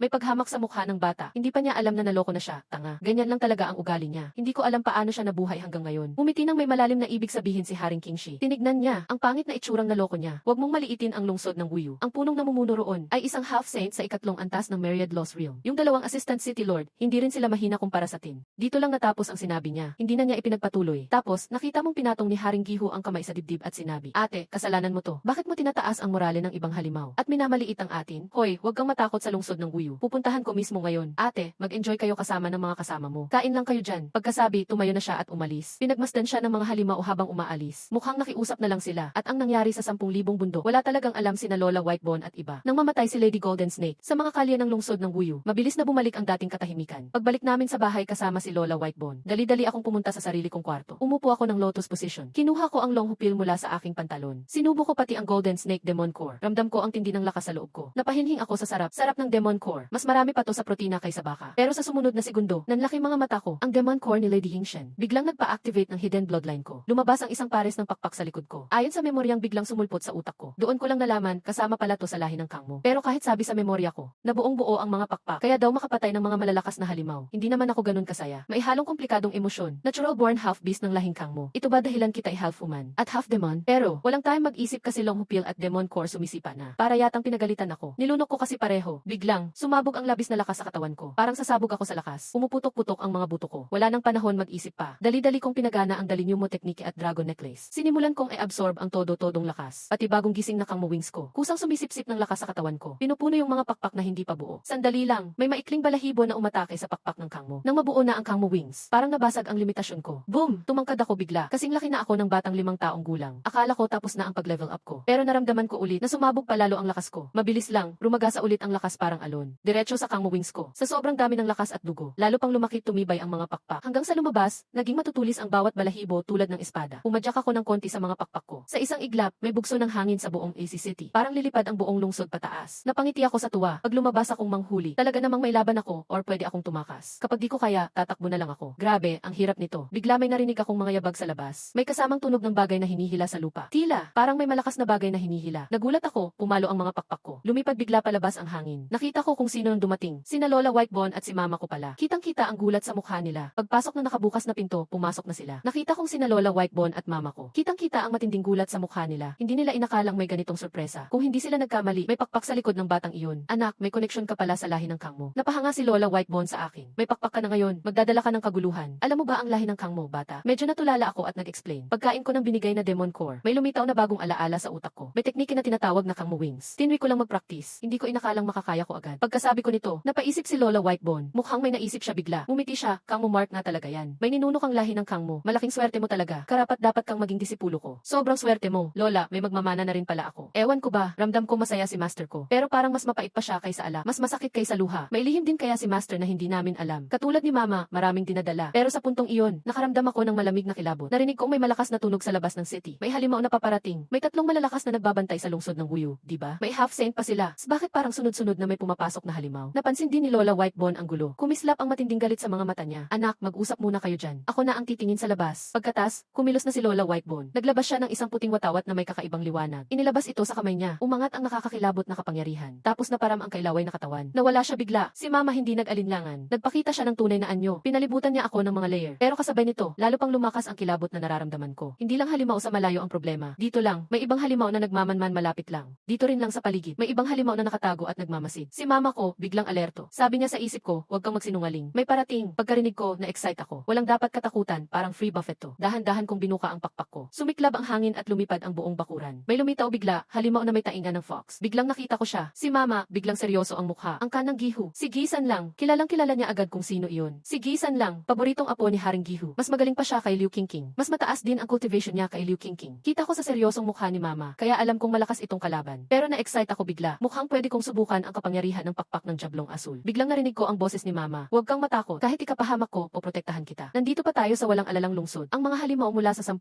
bundok. Kailangan pa rin nilang mag-ingat dito. Pagkasabi niya noon, nakakita akong naging pulang sinag ako. Bigla akong nawala sa tabi niya. Sa susunod na sandali, may narinig kaming napakahabang tili ng sakit. Ang nangyari ay nagpalaki ng mga mata ni mama sa gulat. Hindi siya makapaniwala. Parang napuno ng kaba ang buong katawan niya. Hindi pa siya nakakagalaw. Lumapit akong may hawak na puso at orbe ng halimaw sa magkabilang kamay. Mama, tingnan mo. May bago tayong gamit para mag-ensayo. Ang pangit na halimaw na dumating ay maganda pa rin pala. Napatigil si mama. Nabubulungan siya nang hindi makapaniwala sa nakita. Siguro nagkamali lang ako ng tingin. Si Zizai naman, puro mga mansa lang ng dugo. Dugo na parang katapusan ng mundo. Paanong makakakuha ng orbe ng isang malakas na halimaw tulad nito? At pati puso ng halimaw. Lalo nang hindi makapaniwala si Gishaisan lang sa nangyari sa kanya. Kung hindi lang sa 2 malaking sugat na may dugo. Patuloy pa rin yung pagtagas ng dugo. Iisipin niyang baka iniilusyon lang siya. Isa pa naman siyang halimaw na may mataas na ranggo. Natalo pala ng isang kalahating tao halimaw na bata. Agad na nakuha ng bata ang puso at orbe niya. Pero agad siyang nanlabo ang isipan. Bago siya mamatay, naiisip pa rin niya kung sino ba talaga ang batang iyon. Habang sa labas naman ng walang alalang lungsod, dumating ang di mabilang na mga lobo na parang itim na ulap. Pinalibutan nila ang buong syudad. Hawak-hawak ni matandang Kalansay ang bandilang puno ng kaluluwa. Bigla siyang rumaraga sa palabas ng lungsod. Sumugod sa hanay ng mga lobo. Nagmadali ang mga lobo na umiwas. Pero sobrang bilis, kaunti lang ang nakaiwas. Hindi nila kayang makalayo agad. Sa isang kisap mata, maraming lobo ang nagduguan at halos naduro. Bumagsak silang lahat. Pagkatapos, si matandang Kalansay, galit na tumingin kay hari ng lobo. Iniisip ko pa kung sinong naglakas loob manggol dito. Yun pala, ikaw lang palang matandang Soro ka. Akala mo ba dahil isa kang dakilang halimaw, hindi ko kayang patayin ka? Napatingin si hari ng Soro at nagulantang. Mukhang hindi niya inaasahan na ganito kalupit si matandang Kalansay. Sandali siyang nag-alinlangan. Mumiti ng pilit, sabi niya, kaibigang Kalansay. Hindi ba medyo sobra na yan? Alam kong walang batas dito sa walang alalang lungsod. Pero hindi ibig sabihin na bawal pumasok ang mga tulad namin. Gusto ko lang namang dalhin ang mga bata sa lungsod para may bagong masubukan sila. Narinig yon ni matandang Kalansay. Hindi pa rin nawala ang galit sa mata niya. Diretso niyang itinuro ang bandila kay hari ng Soro. Naniniwala ka ba talaga sa pinagsasabi mo? Nakadesisyon na siya. Ngayong araw, ano mang mangyari, papatikim niya ng leksyon ang matandang ito. Kung hindi, kahit sino na lang gugulo sa walang alalang lungsod, kailangan niyang gumawa ng paraan. Biglang, ang kanina ay nagpapakumbabang hari ng Soro. Sumik bigla ang lakas niya. Patay na ang minamahal kong apo. Sa sandaling iyon, parang tumigil ang buong paligid. Nakita namin na naging dambuhalang asul na Soro siya. Patay na ang minamahal kong apo. Sa sandaling iyon, parang tumigil ang buong paligid. Naging dambuhalang multong Soro siya. Diretso niyang tinarget si matandang Kalansay ng mga malalaking kuko. Naglakas loob kayong patayin ang anak ko. Hindi matatapos ang gulong ito sa pagitan natin. Kinabahan si matandang Kalansay. Patay na pala ang batang Soro dito. Kailan pa nangyari yan? Paano hindi ko nalaman? Agad niyang naisip ang nangyari. Nagulat siya at nagalit. Nagpadala ka pa pala ng malakas na halimaw dito. Kung ganon, tama lang na namatay ang alaga mong iyon. Pagkasabi niya, inikot niya ang bandila. Pinalabas ang napakaraming berdeng apoy at nakakakilabot na usok. Binalot lahat ng mga lobo ng usok na yon. Kung hindi kita bigyan ng karma ngayon, hindi ako titigil. May malakas na pagsabog. Tinamaan ng hari ng Soro ang makapal na usok. Sa paligid nila, pareho ko ring binabalik sa'yo ang salita mo. Pero sa sandaling iyon, biglang lumiwanag ang espada sa usok. Dumating si lasing na sword immortal na parang wala lang. Buntong hininga niyang sabi, marami na akong nakilalang masama. Pero bihira yung katulad ninyong walang alam sa sarili. Talagang kakaiba kayong lahat. Sa sandaling iyon, napakalakas ng presensya. Biglang sumabog mula sa katawan ng siyam na sword immortal. Dahil nandito na rin kayo, walang aalis. Sakto, kailangan ko ng dagdag na gamit para mag-ensayo. Kahit hindi kayo maganda, pwede pa rin laman at dugo nyo. Napakaliwanag ng mata ni matandang Kalansay. Bakit di ko agad naisip yun? Kung mapapatay ko lahat ng halimaw dito, kukunin ang kanilang puso at orbe, at gagawing beds ng dugo. Malaking tulong ito sa training ni Juan. Sa naisip niyang yun, masama ang tingin ni matandang Kalansay sa mga halimaw. Biglang kumintab ang mga mata niya. Kinabahan si hari ng Soro sa nakita niyang pagbabago. Nagpabilis ang tibok ng puso niya. Ano to? Bakit parang kami na ang susunod na gawing pagkain? Biglang, may malamig na hangin na umiikot sa paligid. Nakita nilang nawala si Siyam na sword immortal, at sumunod si matandang Kalansay na may dalang bandila. Nagtago rin siya. Kumikidlat ang espada sa langit. Narinig ang tinig ni Siyam na sword immortal na lasing pa rin. Ang espadang ito ay para sa mga halimaw. Sumigaw si hari ng Soro sa susunod na sandali. Narinig ang boses ng immortal na tila lasing. Ang tabak na ito ay pamatay ng mga demonyo. Sa susunod na sandali, sumigaw ang Fox Demon King. Galing ng espada sa paggupit ng demonyo. Astig ang siyam na espadang immortal. Ngayong araw, immortal, putol mo ang isa kong braso. Pinatay mo ang libo-libong kampo ng aking tribo. Tandaan ko ang galit na ito. Sa hinaharap, hindi kita palalagpasin. Pagkatapos niyang magsalita, isa pang puting layag ang sumikat sa kalangitan. Narinig ang tinig ni Lolang Buto sa buong paligid. Hindi na kailangang hintayin ang kinabukasan. Ngayong araw na lang, iwan mo ang buhay mo rito. Kasunod nito, muling umalinggaw ang mga tunog sa ulap. Kasabay nito ang mga ungol ng sakit ng Fox Demon King. Ang eksenang ito, napabigla ang mga nilalang ng Worry Free City, kasama ako. Nilunok ko ang malambot na laman ng Ghost 13 na nasa bibig ko. Mahinang sabi, ito pa lang ang ikalawang yugto ng One for Realm. Nakakainggit ang ganitong lakas. Umusbong ang hangarin sa puso ko. Pagkatapos makuha ang ganitong kapangyarihan, una kong naramdaman ang sariling pagkaliit. Misteryoso ang puting layag ni Master. Hindi mo magawang depensahan. Tila kidlat ang puwersa ng espada ng siyam na espadang immortal. Walang makakapigil. Sa sandaling iyon, isang liwanag ng espada ang dumaan sa ibabaw ng ulo ko. Makikita mo, hawak ng siyam na espadang immortal ang malaking teacher claw. Nasa espada siyang dumarating. Boom! Bumagsak mula sa langit ang malaking teacher claw. Diretsong bumagsak sa harapan ko. Nag-iwan ng malalim na butas sa lupa. Konti lang ang bagay na ito. Ibinigay ko na sa'yo. Kumain ka pa ng karne. Lumaki ka ng mabilis. Sa hinaharap, mag-iinom tayo at magtataboy ng demonyo. Matapos magsalita, nawala na ang siyam na espadang immortal sa himpapawid. Tinititigan ko ang biglang naging malaking teacher claw. Punong-puno ng saya at pagnanasa ang mga mata ko. Yumuko ako at kumagat ng laman mula sa teacher's claw. Habang umunguya, nagmamadali pa akong kumain. Mahinang sabi, mabuti pa si matandang immortal. Nakakaakit ang amoy ng karne. Mas maganda pa ang kalidad kaysa kay Ghost 13. Napaluha ang nanay ko sa eksenang ito. Napansin kong gumalaw siya ng bahagya. Itinulak ko ang karne sa bibig niya. Nanay, alam ko, gusto mo rin kumain. Hindi mo kailangang mahiya. Halika na. Habang natatawa ako, narinig ang boses ko. Sa bibig ng nanay ko, sumiklab ang kakaibang sarap. Hindi pa niya natikman ang ganitong lasa, kahit ilang daang taon na siya. Isang segundo lang, nalunok na niya. Parang hindi pa natikman ng white snake ang lasa. Habang pinapanood ako sa pagnguya ng karne, hindi niya mapigilan.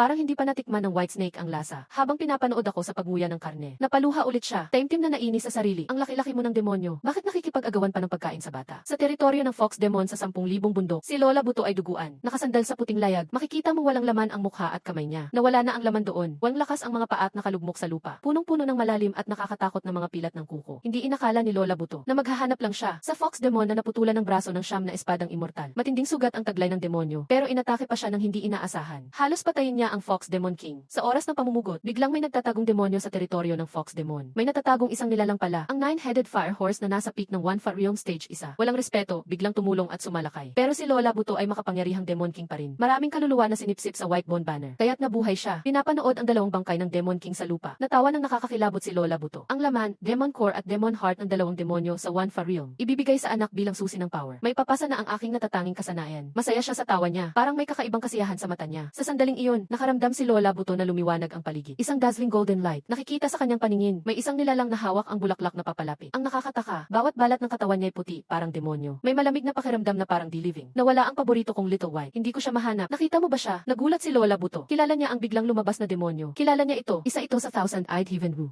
Kilala niya ito, isa ito sa wukla ng Thousand-Eyed Heaven. Ang batang kilalang Wukiki, sabi-sabi, pinakamatalik na kaibigan ng White Snake ng Black Snake Clan. Pero nagtraidor siya sa White Snake 100 taon na ang nakalipas. Mula noon, bigla siyang naging baliw at abala. Ang baliw na matandang babaeng ito, hindi ba dapat nakakulong siya sa wukla ng Thousand-Eyed Heaven? Bakit nandito siya? Sino ba si Little White? Baka nanay ang tinutukoy niyang nilalaro. Hinawakan ni Lola Buto ang White Bone Banner. Handa na siyang gamitin ang huling paraan. Sa sandaling iyon, biglang kumikislap ng kakaibang liwanag ang mata ni Wukiki. Amoy ko ang bahid ni Little White sa katawan mo. May taglay kang amoy ni Little White. Nakita mong siguro si Little White. Dalhin mo ako sa kanya. Habang nagsasalita, biglang natakpan ng black mist ang katawan niya. Nagtilt ang liig niya sa kakaibang posisyon. Parang may nakita si Lola Buto. Nagbago ang itsura niya. Parang ilusyon. Napakakakaibang sitwasyon. Ito na ba ang nangyayari kasabay nito? Sa isang kuweba sa 10,000 bundok, pinangunahan ng Green Snake King ang iba pang Demon King. Biglang tumingin sila sa direksyon ni Lola Buto. Nagbago ang kanilang mga mukha na tila natakot. Sa Worry-Free City, sa loob ng Sword Tomb, kakaupo lang ng siyam na espadang immortal. Biglang gumalaw ang pulang gourd sa baywang niya. Biglang idinilat niya ang mga mata niya. Tumitig siya sa direksyon ng 10,000 bundok. Cave ng Magic Lake. Ang totoong demonyo ilalabas. Nalabas ang isang tunay na demon sa 10,000 bundok. Pagkatapos, biglang sumiklab ang liwanag ng espada mula sa Sword Tomb. Nawala ang siyam na espadang immortal mula sa Worry-Free City. Sa puntong ito, seryoso na si Lola Buto sa layad dahil ang nakaharap niya hindi na mula sa Thousand-Eyed Heaven, kundi ibang klase ng batang prodigy. Isang tunay na demon, hindi kayang patayin, hindi kayang sirain, hindi rin kayang intindihin ang tunay na demonyo. Isa itong kakatakutang nilalang sa gitna ng iba't ibang lahi. Isang kakaibang, malakas at misteryosong nilalang. Bakit hindi ka nagsasalita? Hindi mo ba nakita si Little White? Pero ramdam ko ang aura niya sa iyo. Bakit ayaw mong sabihin sa akin? Nakita ni Wukiki na hindi sumagot si Lola Buto. Mas lalo siyang umiti, muling lumapit. Sa sandaling iyon, biglang dumating ang liwanag ng espada mula sa horizon. Direktang tumago sa dibdib ni Wukiki. Biglang lumitaw ang siyam na espadang immortal sa gutom ng Ghost Lake. Hindi masyadong natuwa si Lola Buto sa pagdating niya. Bagkus, lalong nag-alala siya. Direktang nakaharap sa tunay na demonyo. Kaibigan, medyo masyado kang kumpiyansa. Tingnan mo, ang itim na enerhiya ay unti-unting pumupulupot na sa iyong pulso. Nang marinig ito ni siyam na espadang iskolar, walang pagbabago sa mukha niya. Bahagya lang siyang tumingin. Halos parang hinahangaan pa niya ang itim na enerhiyang bumabalot sa kanyang kamay. Sa oras na ito, biglang lumiwanag ang pulang kalabasa sa kaliwa niyang kamay. Agad na hinigop ng banga ang itim na enerhiya. Nang makita ito ni Lola ng mga buto, kita sa kanyang mga mata ang pagtataka. Kasabay nito, lumabas ang matinding hangaring pumatay sa mga mata ni siyam na espadang iskolar. Lumipad ang itim na liwanag ng espada na parang kidlat. Diretso kay Wukiki ang atake. Ang maputlang mukha ni Wukiki, lalo pang naging nakakatakot sa ilalim ng liwanag ng espada. Hindi siya tumakas dahil masyadong mabilis ang espadang ito para maiwasan. Biglang iminulat niya ang daan-daang mata sa kanyang katawan upang salubungin at depensahan ang sarili. Sa isang iglap, isang kumpulang yelo ang sumabog sa harap ng mata. Ang espada ni siyam na espadang iskolar ay sumugat na sa lalamunan ni Wukiki. Halos maputol ang ulo niya. Kasunod na sandali, biglang sumik ang pulang kalabasa at naglabas ng mainit na pulang liwanag. Lumipad palabas mula rito. Sa isang kisap mata ni Wukiki. Sa susunod na saglit, muling sumik ang pulang kalabasa ng mainit na pulang liwanag. Lumipad palabas mula rito. Si Wukiki ay biglang naglaho sa kinatatayuan niya. Tinanggay siya papasok sa loob ng kalabasa. Wala siyang kakayahang lumaban. Kaya ilabis na nagulat si Lola ng mga buto. Pero alam niya na ang tunay na demonyo ay pansamantalang pinigilan lang. Hindi posibleng napas lang siya ng ganoon kadali. Pagkatapos, tiningnan niya si siyam na espadang iskolar na may kakaibang ngiti. Magaling ka talaga, kaibigan. Ngayong napigilan mo na ang tunay na demonyo, pakitulungan mo naman akong kunin ang puso at buto ng reynang demonyong hulihin. At pati doon sa, kunin mo rin ang halimaw na perlas at puso ng siyam na ulo ng apoy na ahas. Oh, nga pala, huwag kalimutang gawing puro ang laman at dugo nila. Ang patay na bilog ay masustansya ring gamitin. Pagkatapos tunawin ni siyam na espadang iskolar ang katawan ng dalawang halimaw. Nadala niya ang sugatang Lola ng mga buto. Pagbalik nila sa bayan ng walang alala, biglang may lumipad na mga ulap ng halimaw mula sa 10,000 bundok. Napaligiran nila ang kabuuan ng bayan ng walang alala. Pinamumunuan sila ng reynang ahas na berde, ang siyam na malaking halimaw. Layunin nilang ialay ang sarili para sa nakarenas na tunay na demonyo. Ang hangin sa 10,000 10,000 bundok ay nagbago ng direksyon. Pinamumunuan ng Reynang Ahas na Berde ang siyam na halimaw. Kasama ng napakakapal na itim na ulap, pinapalibutan ang bayan ng walang alala. Ang takot na presensya ay tila bundok na lubhang mabigat. Nakadagan sa depensang pag-iingat ng bayan. Nagbuga ito ng mga malakas na alon ng enerhiya. Lahat ng easy at mga mandirigma ng lahi ng demonyo ay nangangatog sa takot. Ang iba'y nalunod sa kanilang sariling laway dahil sa takot. Nang hina at nawalan ng malay. Sa gabi, ilabas ang magandang babae. Ilabas ang pumatay sa Reynang Demonyong Soro. Kung hindi ngayon, ibibigay ng hari ang pumatay sa Reynang Demonyong Soro. Kung hindi ngayon, wawasakin ko ang bayan ng walang alala. Nakatayo sa ulap ang Reynang Ahas na Berde. Suot niya ay berdeng damit, nagmumukhang matindi sa hangin. Ang kanyang kaakit-akit na mukha, nababalutan na ng galit na nakakatakot. Sa tabi niya, isa pang tao, at 8 reyna ng halimaw pa. Iba-iba ang itsura nila. May parang bundok na itim na higanting oso. May gintong agila na kayang takpan ang kalahatian ng bayan ang pakpak. Lahat sila ay mga halimaw na antas dakilang mandirigma. Wawasakin ang bayan ng walang alala. Kaya bang mo, biglang may gintong liwanag na bumangon. Ang Panginoon ng bayan ay nakaarmadura ng gintong kadena. Suot ang koronang lila at gintong pakpak sa ulo. Lumipad siya sa ere. May hawak siyang tirintas na di mo alam saan galing. Iwinasiwas ang mainit-init na basto ng demonyo. Hinati ang makapal na ulap ng halimaw. Lumitaw ang isang napakalaking butas sa ulap. Kapangyarihan ng kalahating banal. Sobrang nakakatakot. Nabigla ang mga mata ng Reynang Ahas. Pero bakit siya maglalakas loob pumunta ngayon? May kinakapitan silang lakas ngayon. Mapanlin lang niyang sabi, patay na unggoy. Kahit ikaw ay kalahating banal. Pero kung magsama-sama kaming siyam na reyna, kasama ang lakas ng mga Diyos sa loob ng 10,000 bundok, akala mo kaya mo talagang protektahan lahat ng tao dito. Pagkasabi pa lang, biglang bumulusok pabalik ang tubig sa mut ng bayan. Sabay-sabay, siyam na halimaw, nagpakawala ng kani-kanilang kapangyarihan. Biglang dumilim ang paligid at wala ng araw at buwan. Sa oras na iyon, sa mansyon ni Lola ng mga buto sa bayan. Ang batang may kakayahang wasakin ang lahat. Walang kinalaman sa akin ang lahat ng yan. Nakatulala lang ako sa nakatambak na puro laman at dugo. Pagbalik ni na siyam na espadang iskolar at lola ng mga buto, diretsong inihagis ang katawan ng Reynang Demonyong Soro, at pati na ang siyam na ulo ng apoy na ahas. Sa gitna ng bakuran, pareha silang mga tunay na halimaw na antas dakilang mandirigma. Habang sa labas, nagkakagulo ang mga kalaban. Ako at ikaw, tiyo kong Panginoon ng bayan. Ang misyon mo lang ay kainin. Tunawin mo lahat ng laman ng halimaw na ito. Si lola ng mga buto, ngayon ay nakasuot na ng itim na gabay ng mandirigma. Kahit parang mahina pa rin lahat, mas matalim naman ngayon ang liwanag sa mata nila. Maging si Diyos ng alak at espada ay lumaklak ng alak pataas.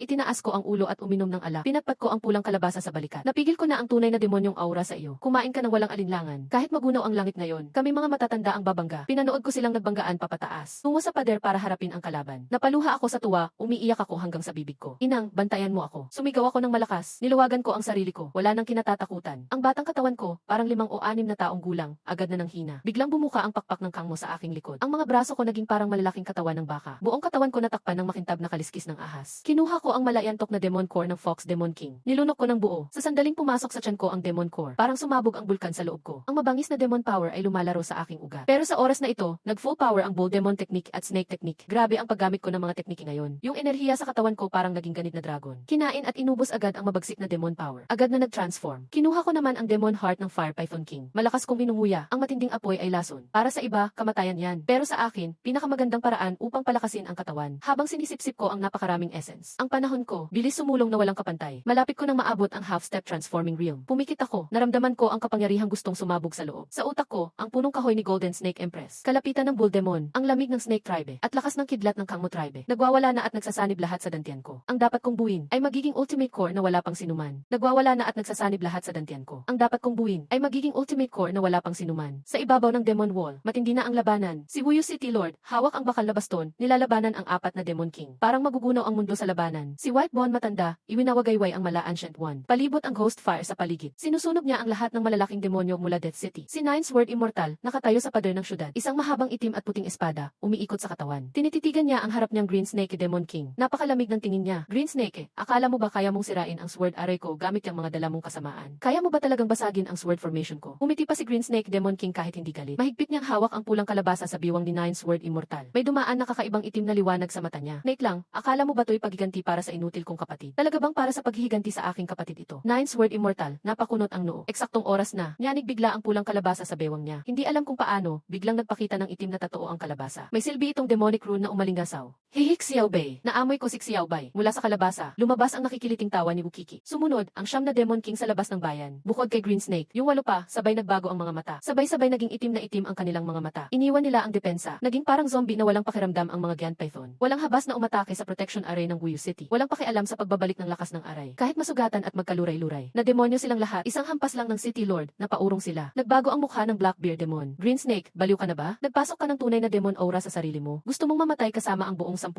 bundok. Kumakapit na ang katawan ng Green Snake Demon King. Punit ang likod niya, nagbukas. Sumulpot ang napakaraming puting galamay ng sentipede. Boses niya, hati at paos. Basta makuha ko ang yaman ng Snake Tribe. Basta makalampas ako sa legendary Saint Realm. Walang pake kung maging demonyo ako. Nait lang, buksan mo ang kalabasa. Si Green Snake Demon King, may dalang nakakatakot na demonyong enerhiya. Matapang niyang tinitiis ang Sword Aura. Isang hampas, tinamaan ang pulang kalabasa. Kapag malapit nang mawala ng bisa ang seal ng kalabasa. Kapag ipapasok na ang demonic aura, dumating ang isang palm strike din sa kalabasa mula sa labas.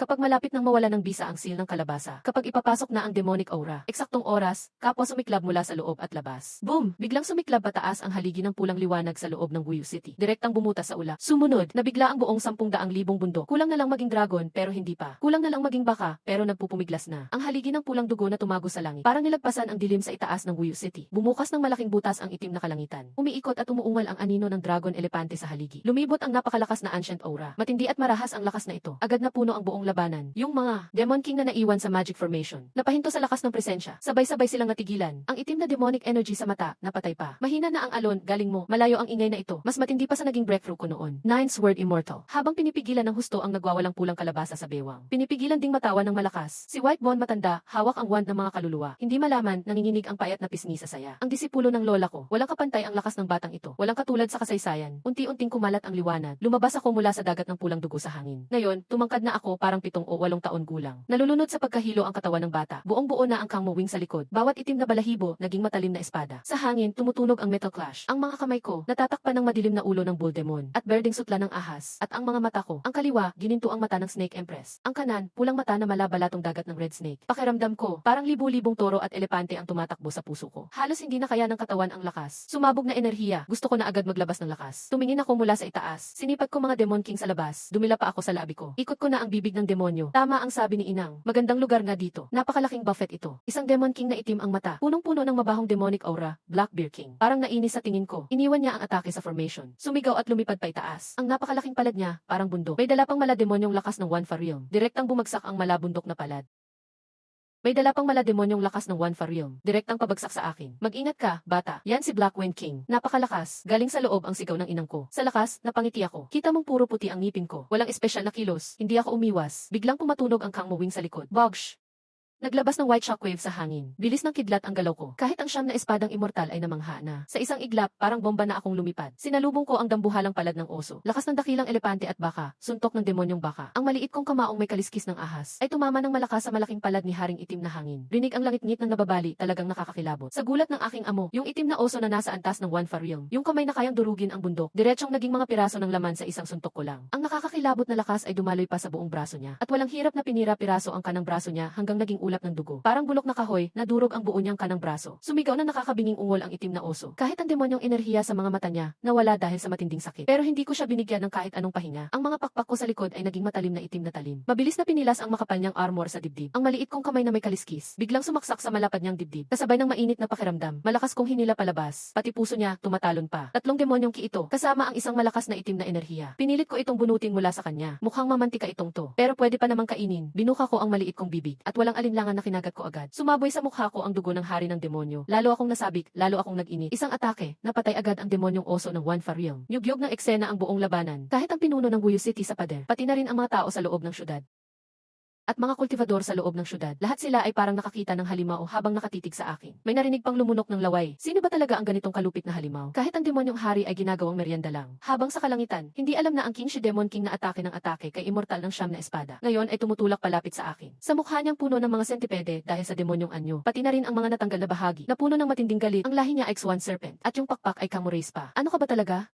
Bakit ka ganito? Sumisigaw ng matini si King Shi Demon King. Biglang-bigla, yung pulang kalabasang gamit ni immortal ng siyam na espada ay nagliyab. May nakakatakot na boses na nagpakita. Parehong narinig sa kalabasa at sa katawan ni King Shi Demon King. Parang dalawang tunog na pinaghalo. Nakakakilabot sa pagitan. Amoy ni Xiaobay. Anak ka ba ni Xiaobay? Kainin mo siya, King Shi. Kainin mo siya para sa akin. Kainin mo ang laman niya. Makakamit ko ang tunay kong katawan. Ito ang totoong demonyong nakakulong. Ang kalooban ni Bukiki. Narinig ang pangalan na iyan. Si Inang Baishi ay nagpakita ng anyong totoo sa lungsod. At napasigaw ng matinding paghihinagpis. Bukiki, traidor kang baliw ka. Nagmalakas kang galawin ang anak ko. Subukan Subukan mo lang. Ikaw pala talaga yung pumwersa kay inang magtago-tago. Basta ko lang isinuksok ang natirang kalahati ng puso ng Bear King. Sa bulsa ko, wala akong emosyon habang nakatitig kay King Shidemon King. Kahit nakasuot siya ng One for Realm Stage 2. Peak pa, pati kalahati pa ng Stage 3 na lakas, nakakatakot ang aura niya. Pero di ako natakot ngayon. Ang nararamdaman ko lang, gutom. Sobrang matinding gutom na parang baliw. Tinuruan ako ni Master ng Batas sa 10,000 Mountains. Dahan-dahan kong binuka ang mga pakpak ng kangmo. Malakas ang dugo ko sa loob, parang alon ng dagat ang tunog. Kapag sinabi ng ibang demonyo na gusto kanilang kainin, kailangang buksan mo tiyan mo at ipakita sa kanila. Pero sabi ko, pangit ka masyado. Natatakot ako lang tumingin sa'yo. Kaya naisipan kong kunin na lang direkta ang iyong demonyo orbi. Ipapalasap ko sa'yo, hambog na half demon brat. Tuluyan nang nagwala si King Shidemon King. Yung mga bahagi ng sentipede sa likod niya ay naging itim na laso na parang ulan. Sabay-sabay nilang pinapadala sa akin. Bawat laso na buhok, may nakakatusok na demonyong K na kahit one for realm kayang tunawin. Uncle's Word Immortal. Pahiram muna ng espada mo. Sumigaw ako ng malakas. Sabay, palo ang mga palad sa dibdib. Lakas ng dakilang elepante at baka, nag-ikot sa loob. Pero hindi suntok ang nabuo ko, kundi isang napakalaki, makapangyarihang espada gawa sa purong demonyo at dugo. Isang higanting pulang espada na puro lakas. Ito ang itinago kong pinanood kay Sword Immortal sa loob ng bahay kanina. Habang humahataw siya ng espada, gamit ang puwersang demonyo ginaya ko ang Tai Dragon Elephant move. Sige, guys, putulin lahat. Iwinasiwas ko ang napakalaki at pulang espada na halos 10 beses ang tangkad ko. Isang tama ng espada. Malakas ang hagupit ng hangin. Nawala ang kulay ng mundo. Ang ulan ng laso na buhok. Sa harap ng ganitong lakas, parang tuyong kahoy na pinutol lahat. Sumik ang pulang liwanag ng espada. Matinding tumama sa King Shidemon King. Bigla siyang nagtaas ng braso para ipagtanggol. Boom! Parang meteor. Bumagsak si King Shidemon King sa lupa. Nakabaon siya sa isang napakalalim na hukay. Hindi pa siya nakakabangon. Andun na agad ako, parang anino. Tumungtong ako sa ulo niya. Parang pang-ipit na bakal. Hinawakan ko ang sentipede sa likod niya at malakas na pinunit. Kasabay ng malakas niyang sigaw, sumabog ang berdeng dugo saan-saan. Di ba sabi mo, hindi ka namamatay na tunay na demonyo? Gusto kong tikman yung tinatawag mong demonyong Ki. Ano ba lasa talaga niyan? Nang tingin ko, matindi. Diretsong hindi ko pinansin ang demonyong enerhiya mula sa galos niya. Napilit pumapasok sa katawan ko. Sinadya kong gamitin ang snake breathing technique sa dibdib ko. Parang apoy at hangin ang namatay doon. Nagsimula akong lamunin ang nakakatakot na demonyong Ki. Sira na itong batang to. Nakikita nilang kinakain ko mismo ang demonyong Ki. Ang mga demon king na nakapaligid. Lahat sila, muntik nang mamatay sa takot sa snake spirit.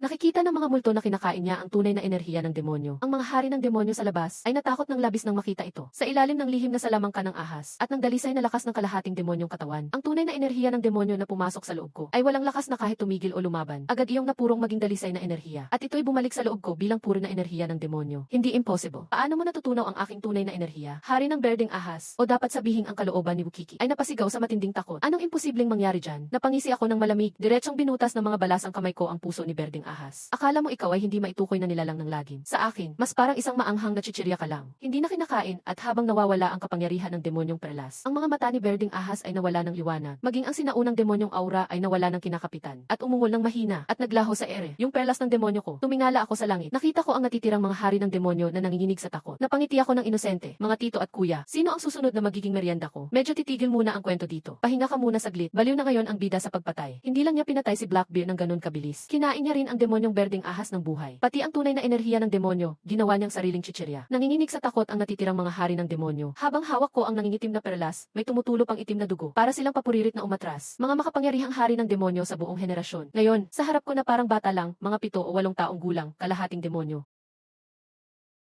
Parang dagang nakakita ng pusa. Talagang parang dagang nakakita ng pusa. Hindi ito simpleng kalahating demonyo. Parang sinaunang halimaw na nagbalat tao. Hindi ko alam kung sinong hari ng demonyo ang sumigaw ng Great Holy Son. Biglang naging mga liwanag at tumakas ang iba pang matitikas na demonyo. Takbo na parang kasing bilis ng kayang gawin. Papunta sa pinakaloob ng 10,000 bundok. Ginamit na nila ang lahat ng lakas nila para tumakas. Tinanong niyo ba ang tiyan ko? Napangisi akong malamig. Handa na sanang itaas ang aking pakpak para habulin sila. Pero biglang, may nangyaring kakaiba. Biglang lumindol. Naliwanag pa ang langit. Walang babala, bumukas ang itim na bitak sa langit. Sing itim ng gabi at sing haba ng napakahabang lamat. May isang napakalakas na enerhiyang lumabas. Nakakakilabot, ramdam hanggang kaluluwa. Parang bumubuhos ang kapangyarihan ng kalangitan pababa. Sa ilalim ng lakas na ito, ang mga nagtatakas na hari ng demonyo na hindi pa nakakalayo. Sabay-sabay sumigaw ng higit pa sa sakit. Walang kahit anong atake ang bumagsak. Yung natitirang lakas ng enerhiya, nilamon sa dugo ang ulap ang mga matitibay na hari ng demonyo. Hinigaw papalapit sa makapal na fog ng dugo. Tayong lahat, pati mga kaliskis ko, nanindig. Naririnig ang tunog ng pagkapunit. Ganito ang tunay na takot ng mabangis na nilalang. Parang may gahiganting kamay na hindi makita, na dumidiin sa akin sa lupa. Ito ang tunay na antas ng santo. Sa pader ng lungsod, biglang seryoso si Sham na mangkukuhang espada. Ang mga ugat sa kamay niyang may hawak ng espada ay nagtindigan. Mula sa itim na bitak, dahan-dahan lumitaw ang napakalaking mata. Isang dilaw na pandilat na kasing laki ng araw. Sumunod, Napakaraming mapupulang mata ang biglang sumindi sa ulap. Sa bawat isa, parang may mundo nagigiba, walang silbi, pati bata lang nakalahating demonyo, hindi nyo mapatay. Anong silbi nyo? Malaki, malamig, nakakatakot ang boses. Parang galing sa impyerno. Sumabog sa aking isipan. Ang pinuno ng lahi ng langit ay naiinggit. Isang napakatandang halimaw na nabuhay ng 1000 taon. Nagising siya ng may karangalan. Si Mama Whitesnake, niyakap ako ng mahigpit. Ang boses niya ay nanginginig sa takot. Ang mga mata sa langit, lahat ay nakatutok sa akin. At sa pulang gourd sa bewang ni Sham na mangkukuhang espada. Mga natirang lahi ng Whitesnake, pati ikaw na nakakakain ng tunay na enerhiya ng demonyo. Ang boses ni Old Ancestor Xianmu ay punong-puno ng lantad na kasakiman. Ibigay ang tunay na binhi ni Wukiki. Aalay ang katawan mo. Gagawin kitang sisidlan ng aking puso. Baka pagbigyan ko kayong hindi masyadong magdusa ang patay sa lungsod na ito. Sa pagbaba ng salita, nagpakita ang kakatwang paa. Isang napakalaking madilim na sentipede, punong-puno ng tinik. Nagpakita mula sa dilim. Ang paa nito ay dumiretso sa depensa ng lungsod. Tinutumbok ang depensa ng Wuyu City. Hoy, Old Sentipede, nalito ka na yata. Akala mo ba, pwede mong pasukin ang lungsod namin parang bakuran mo? Pagkakatamanan ng napakalaking paa sa lungsod, biglang tumawa ng malakas ang matandang rebelde. Ang punong lungsod ng Wuyu, ang kalahating sagradong hari ng unggoy. Ngayon ay nabalot ng gininto ang apoy ang katawan niya. Ang hawak niyang bakal na baton, parang sumanib at naging haligi ng langit. Tinutok sa bumababang paa ng higanting sentipede. Bang! Nagbanggaan ang dalawang kapangyarihang nakakasira ng mundo sa ere. Lumipad ang nakakatakot na alon ng lakas, at giniba ang lahat ng ulap sa paligid. Napadaing ang punong lungsod ng Wuyu. Nagmarka ng dalawang malalim na uka ang mga paa niya sa ere. Pero siya, tinanggap ng buong lakas ang atake ng pinuno ng mga santo. Nagawa niyang tumayo kahit bumaluktot ang lupa. Pero siya, pinilit niyang tumagal sa lakas ng santo. Ang kalahating santo ay hindi pa tunay na santo. Hindi pa nakapasok sa landas ng mga santo. Lahat ay parang langgam. Mahinang humagikik si Old Ancestor Qianmu. Sa langit, lumabas ulit ang daan-daang higanting sentipede. Mga sibat ng parusa ng langit ang bitbit nila. Parang tiyak na patay ang punong lungsod ng Wuyu sa ere. Hindi na kaya ni Tito City Lord. Kahit hindi nang kagat ko sa labi. Piliting makawala sa lakas ng santo. Pero nalaman kong malungkot kahit natalo ko ang mga hari ng demonyo. Sa harap ng totoong tao, wala akong laban, parang bata lang. Kaibigan, ipahiram mo ang malinis mong enerhiya ng demonyo. Pagsamahin mo na parang dugo mo. Biglang may narinig akong boses ni Sham na mangkukuhang espada. Hindi ko napansin, nasa likod ko na pala siya. Ang maitim niyang espadang papel, naglalabas ng matinis na tunog. Paano ginagawang espada ang lahat ng bagay? Hindi ko napigilang magtanong. Buksan mo ang mga pakpak mong demonyo. Ilagay mo ang lakas mo sa loob ng espada ko. Ngayong gabi, palalabasin ko ang dugo ng kalahating demonyo. Bubuksan natin ang pintuan ng tunay na antas ng mga santo. Mabilis na kinuha ni Sham na mangkukuhang espada ang pulang gourd sa bewang niya. Uminom siya ng malakas ng matapang na alak. Tapos, inihagis ang gourd sa ere. Hinawakan niyang mahigpit ang itim na espadang papel. Sige, sumigaw ako ng malakas pa itaas. Biglang bumuka ang mga pakpak kong demonyo. Pinasok ko ang lakas ng dragon at elepante sa espada. Ang lakas ng halimaw na baka, pati ang bagong nakuha kong tunay na enerhiya ng demonyo. Lahat binitawan ko papunta kay Sham na espadang mangku. Ako si Yelang, ang tinapo ng ika-33 henerasyon ng Tais Word Set. Nagmakaawang humiram ng lakas sa ninuno. Nagningning sa gintong ilaw ang mga mata ni Sham na mangku. Naghalo ang lakas ko at diwa ng espada niya. Napakita sa likod niya ang imahe ng emperador ng espada, nakaapak sa dragon. May hawak na dambuhalang elepante. Umatras ka, Great Sage. Sumigaw si Sham na mangku. Naintindihan ng punong lungsod ng Wuyu ang ipinahihiwatig niya. Biglang hinawi ang bakal na pamalo. Ginamit ang puwersa at lumipad pa atras. Sa susunod na saglit, iwinasiwas ni Sham na espadang immortal ang pinakamalakas na espada ng buhay niya. Taoy Dragon Elephant Slayer of Immortals. Napakahaba, umabot ng 10,000 talampakan. Lumabas ang kalahating Taoy Dragon Elephant Slayer of Immortals.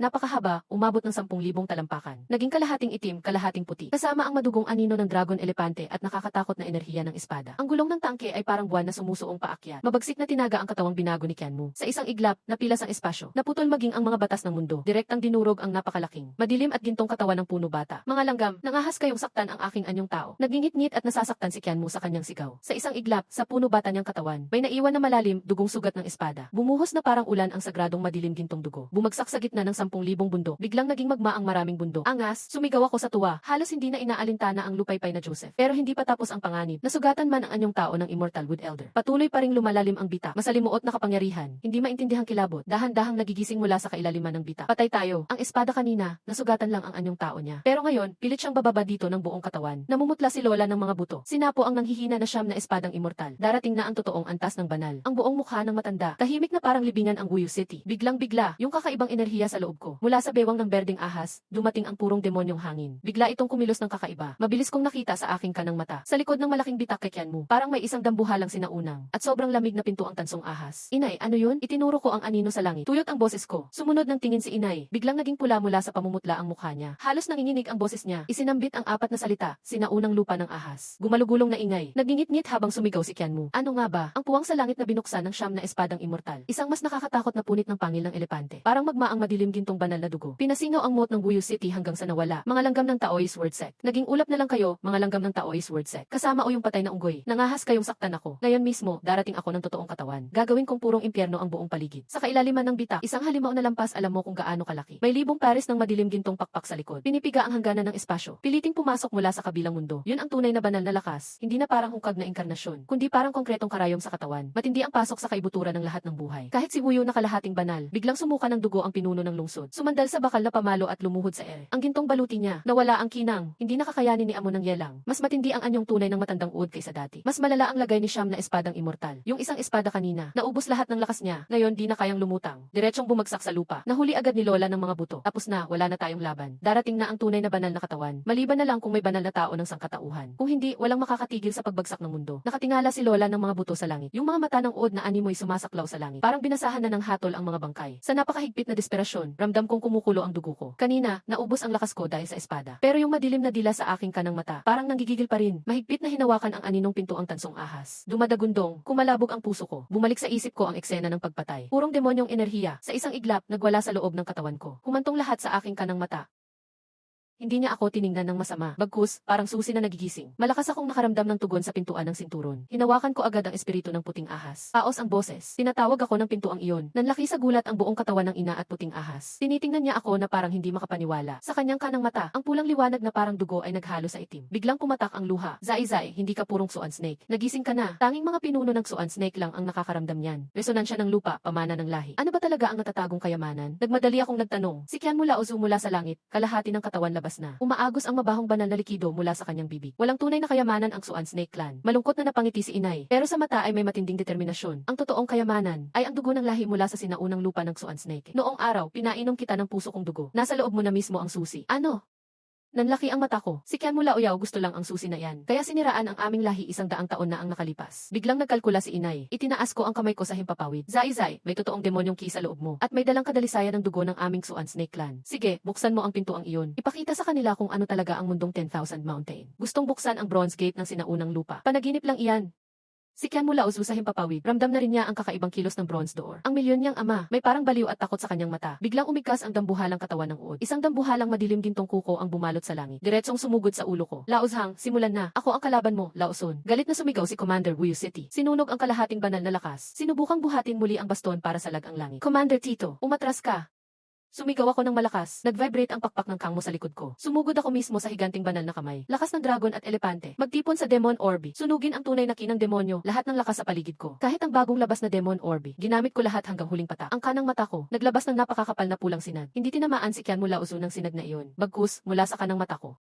Naglabas ng makapal na madugong sinag. Hindi tinamaan si Qian mula Uzu ng sinag na iyon. Diretso itong tumama sa kalalimang siwang. Sa kandado ng pintuang ahas. Boom! Parang sinaunang kampana ng elepante. Sa buong 10,000 Mountain. Umuugong sa itaas ng buong lupain ng tao. Si Qian mula Uzu, ang higanting kamay na kumakapit sa akin. Mga 10 metro na lang ang layo sa ulo ko. Biglang parang napahinto ang mundo. Nag-freeze siya sa gitna ng ere. Ang milyon niyang ama. Una beses lumabas ang pinagmulan sa mata niya. Takot mula sa kaluluwa. Hindi impossible. Milyong taon na siyang patay. Imposible pang buhay siya. Palahaw ng sigaw si Qian Mulao. Dambuhala ang katawan. Biglang nagmadaling umatras palabas ng siwang. Gabi na, nga, ang malaking bronze door na nakasara ng 1,000 taon. Dahil sa tunay na kinang demonyo at dugo ng Suan Snake. Bahagyang bumukas ng kaunti. Walang malakas na pagsabog. Wala ring makukulay na ilaw. Lumabas lang ang kulay abu-abong enerhiya sa pinto. Sa stainless steel na rebulto sa air, may bumagsak. Isang napakalaking imahe na nakapulupot sa itaas ng mga bituin. Isang ahas na hindi kayang ilarawan. Parang binalot nito ang mga bituin. Sa kaliskis nito, may malalim na batas ng mundo. Ang kanyang mga mata, isang parang araw na apoy ng phoenix. Isa namang phoenix na parang malamig na buwan. Lahi ng Suan Snake. Matandang tunay na santo. Isang mutanteng maliit na ud. Naramdaman din ng ibang lahi ang dugo. Tahimik ang matanda. Parang walang emosyon ang malalim na buntong hininga. Tira ng santong kaluluwa. Basta lang, ibinaba ang tingin. Biglang dumilat ng tingin. Sa tumatakas na si Qian mula Uzu. Iyahe! Walang pasikot-sikot. Isang bahid ng banal na kaluluwa. Naging napakalaking di makikitang palad. Parang pumatay ng langaw. Magaan na sinampal si Qian mula Uzu. Sa napakahabang katawan niya. Hindi. Santo, patawarin mo ako. Magaan na sinampal si Qian mula Uzu. Sa napakahabang katawan niya. Hindi. Santo, patawarin mo ako. Nakakabinging tili ng pagdurusa, yung dating walang kinatatakutan. Ang nagdulot ng takot sa Wuyu City. Sa isang pitik lang, walang kayang ipaglaban, bumagsak pati katawan at kaluluwa. Naging abo sa hangin. Isang henerasyong santo, naglaho ng parang ulap. Matapos ang lahat ng ito, dahan-dahang yumuko ang imaheng santo. Tumingin sa aking nakalutang sa ere. Sa isang igla, parang nabunyag lahat ng sikreto ko. Maging ang lakas ng Yumo, pakpak ng Kangmoklan, at pati tunay na kinang demonyo. Walang natago sa nilalang na ito mula sa sinaunang panahon. Kalahating tao, kalahating halimaw. May dalang tunay na aral ng Wuzhu. Sige, pagkalipas ng 1,000 taon, panahon na para magbago ang mga batas. Paunti-unting naglaho ang anyo ng santo. Bago tuluyang maglaho, ibinuka niya ang malaking bibig. Kinain ang mga natirang bahagi pagkatapos mabasag si Qian mula uzu. Pinagsama bilang walang hanggang gininto ang liwanag. Santo level na Wuyuandan at isang patak ng purong gintong dugo ng santo. Naging dalawang ilaw, diretsong pumasok sa gitna ng noo ko. Sa iyo ko iniiwan ang huling lakas ng wuzu. Hintayin mong maging santo ka rin at bumalik ka para buksan ang bronze door na ito. Sabay natapos ang huling ugong. Biglang sumara ang bronze door. Nagsara din agad ang bitak sa langit. Parang walang nangyari. Tahimik ulit ang gabi. Hawak ko lang ang aking noo. Ramdam ang mainit na marka ng santo. Nagburp ang marka sa ere. Ang hirap ng paghinga. Gabing iyon, 10,000 mountain. Gabing iyon, natahimik ang 10,000 mountain. Si Qian mula uzu, ang tunay niyang katawan, nilamog ng santo ng Xuan Snake. Ang natitirang mga haring demonyo, nagtakbuhan kasama pamilya. Tumakas papasok sa pinakakalaliman ng bundok. Siguro sa daan-daang taon mula ngayon. Takot marinig ang Wuyu City, baka maihi sa salawal. Samantalang ako, nakahilata, nakahiga sa puting kama sa Wuyu City Palace. Hawak ang busog kong tiyan, nagburp. Sobrang busog na. Malakas rin ang lakas ng santong Wuyuandan. Nilalagnat at nilalamig ang katawan ko. Kaliwa kong katawan, balot ng malamig na kaliskis ng Xuan Snake. Kanan kong katawan, nag-aalab ng makapangyarihang yang ng lakas ng Dragon Elepante. Napakalakas ng santo Wuyuandan at tunay na dugong santo. Sobrang nakakatakot ang lakas. May hawak nga akong kalahating lahi at kangmumar. Parang busog na bola. Anytime, pwedeng sumabog. Ikaw talagang maliit na halimaw. So, ganyan pala ang kakaibang katawan mo. Kung ibang malaking demonyo ang lumunok ng buo, isang banal na danyuan, matagal na silang sumabog at namatay. Sa tabi ng kama, si Siyam na espadang immortal na iyalang ay nakasandal sa poste. Malakas niyang iniinom ang alak. Ngayon, siya ay mukhang napakalungkot. Putol ang mga ugat ng kanyang kanang braso. Puno na rin ng bitak ang itim na espada. Pinilit niyang gumamit ng kapangyarihan ko para sa huling espada. Halos naubos ang pundasyon ng kanyang sword dao. Nanay, si White Snake at Lola Whitebone ay aligagang nagbabantay sa tabi ng kama. Yalang, kaibigan. Zai, masaydo ng magulo ang demonic energy at tunay na demonyong ki sa loob ng katawan mo. Ni ang lakas ng bull demon ay hindi na kayang pigilan. Ano na ang gagawin ngayon? Masakit sa puso ni nanay kaya ginamit ang malamig na buntot ng ahas. Pinapunas nito ang pawis sa noo ko. Inangat ni Immortal Sword Drunkard ang jar ng alak. May liwanag sa mga mata niya. Masakit sa puso, ginamit ulit ni nanay ang malamig na buntot ng ahas. Pinupunas ang pawis sa noo ko. Muling itinaas ni Immortal Sword Drunkard ang jar ng alak. May liwanag ulit ang mga mata niya. Mabigat, ang likas na ugat ng demonyo sa katawan niya. Narating na ang pinakamataas na level sa 10,000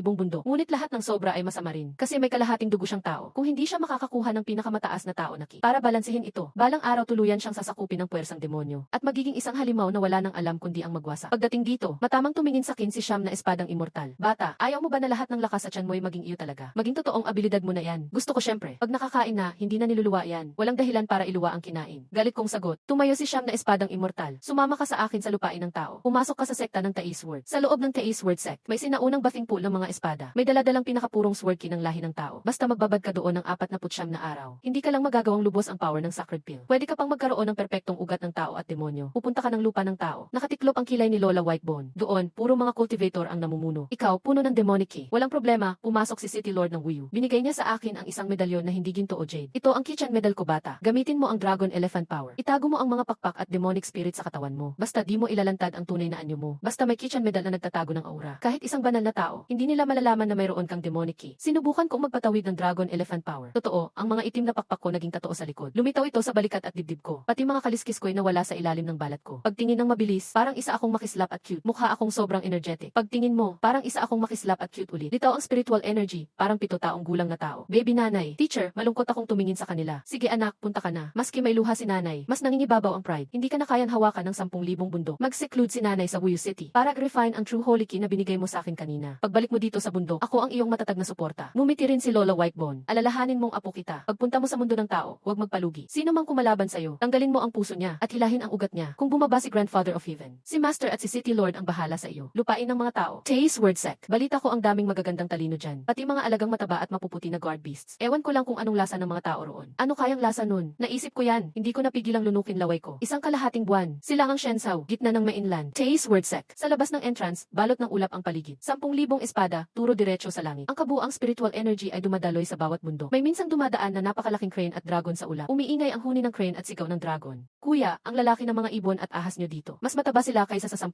bundok. Nakatayo ako sa espada ni Siyam na espadang immortal. Nagmumukhang excited habang tinitingnan ang himpapawid. May lumilipad na spiritual beast sa taas. Rainbow King Luan. Halos tumululaway ko sa espada. Hoy, bata, mag-ingat ka sa sinasabi mo. Yan ang mount ng elder ng enforcement hall. Bawal kainin euros yan. Agad dinakpan ni Siyam na espada ang bibig ko. Takot siya na baka di ko mapigilan. Diretso akong sumugod para bunutin ang mga balahibo ng Siyam na espadang immortal. akyat at bunutin ang balahibo. Sa oras na ito, nagpalit na si Siyam na espadang bertuoso ng isang malinis na asul na damit pang taoista. Bagamat maputla pa rin ang mukha niya, mas lalo pang tumalas ang dating ng isang espadang bertuoso sa kanyang mga kilay. Mas matindi ang kanyang presensya. 3 dekada na akong di umuwi. Di ko na alam kung anong itsura ng sekta ngayon. Napabuntong hininga si Siyam na espadang bertuoso. Kinontrol ang lumilipad na espada pataas. Sa harap ng napakagarbong puting jade gate ng Teis Word Sect. Sa labas ng gate, 2 linya ng disciples na nakaputi may dalang espada. Sobrang istrikto ng dating nila. Nang may bumaba sakay ng espada, lumapit agad ang batang disciple na may matalim na tingin. Lumapit siya agad. Malamig siyang sumigaw. Sino ka? Ito ang sagradong lugar ng Teis Word Sect. Mga walang kaukulang tao. Tumigil agad. Hindi nagsalita si Siyam na espadang bertuoso. Tahimik niyang inalis ang pulang kalabasa sa bewang. Mahinang sinabi, Yelang bumabalik sa sekta. Nagulat ang batang disciple ng Yelang. Biglang nag-iba ang mukha niya. Lumabas sa mata niya ang kaunting paghamak at galit. Ikaw ba ang dating nahulog sa ipinagbabawal na teknik? Nakipagsabuatan sa mga demonyo. Tinanggalan ng posisyon bilang pinuno. Ikaw ang third generation na iniwan ng sekta. Pagkasabi ni Yelang, nagulat lahat ng disciple sa paligid. Sabay-sabay nilang binunot ang mga espada. Naging handa silang makipaglaban. Lumakas ang loob namin. Nakakunot noo si Siyam na espadang bertuoso. Isang hindi nakikitang presensya ng espada. Agad nitong napaurong ng ilang hakbang ang mahigit 10 disciples. Ako ang direktang disciple ni Tei Zenren. May desisyon na ang leader ng sekta noon pa. Ngayon, dala ko ang aking disciple pabalik. At kayo, lalaban pa ba kayo? Nag-iba ng tingin ang batang disciple. Sinakop ako ng presensya niya. Biglang tumawa siya ng paangil. Yelang uncle, 3 dekada kang palaboy. Isang batang pulubi lang nadampot mo. Ni anino ng espada wala sa kanya. Yelang uncle, 30 taong pulubi ka. Isang batang pulubi lang nadampot mo. Ni anino ng espada wala sa kanya. Baka nga hindi pa niya naipasok ang inner energy. Ganito ba ang gusto mong dalhin sa Teis Word Sect? Sino bang tinawag mong pulubi? Tumagilid ang ulo ko. Tumingin ako sa kanya na parang inosente. Ikaw ang tinutukoy ko. Isang di ko alam kung saan galing na anak ng demonyo. Boom!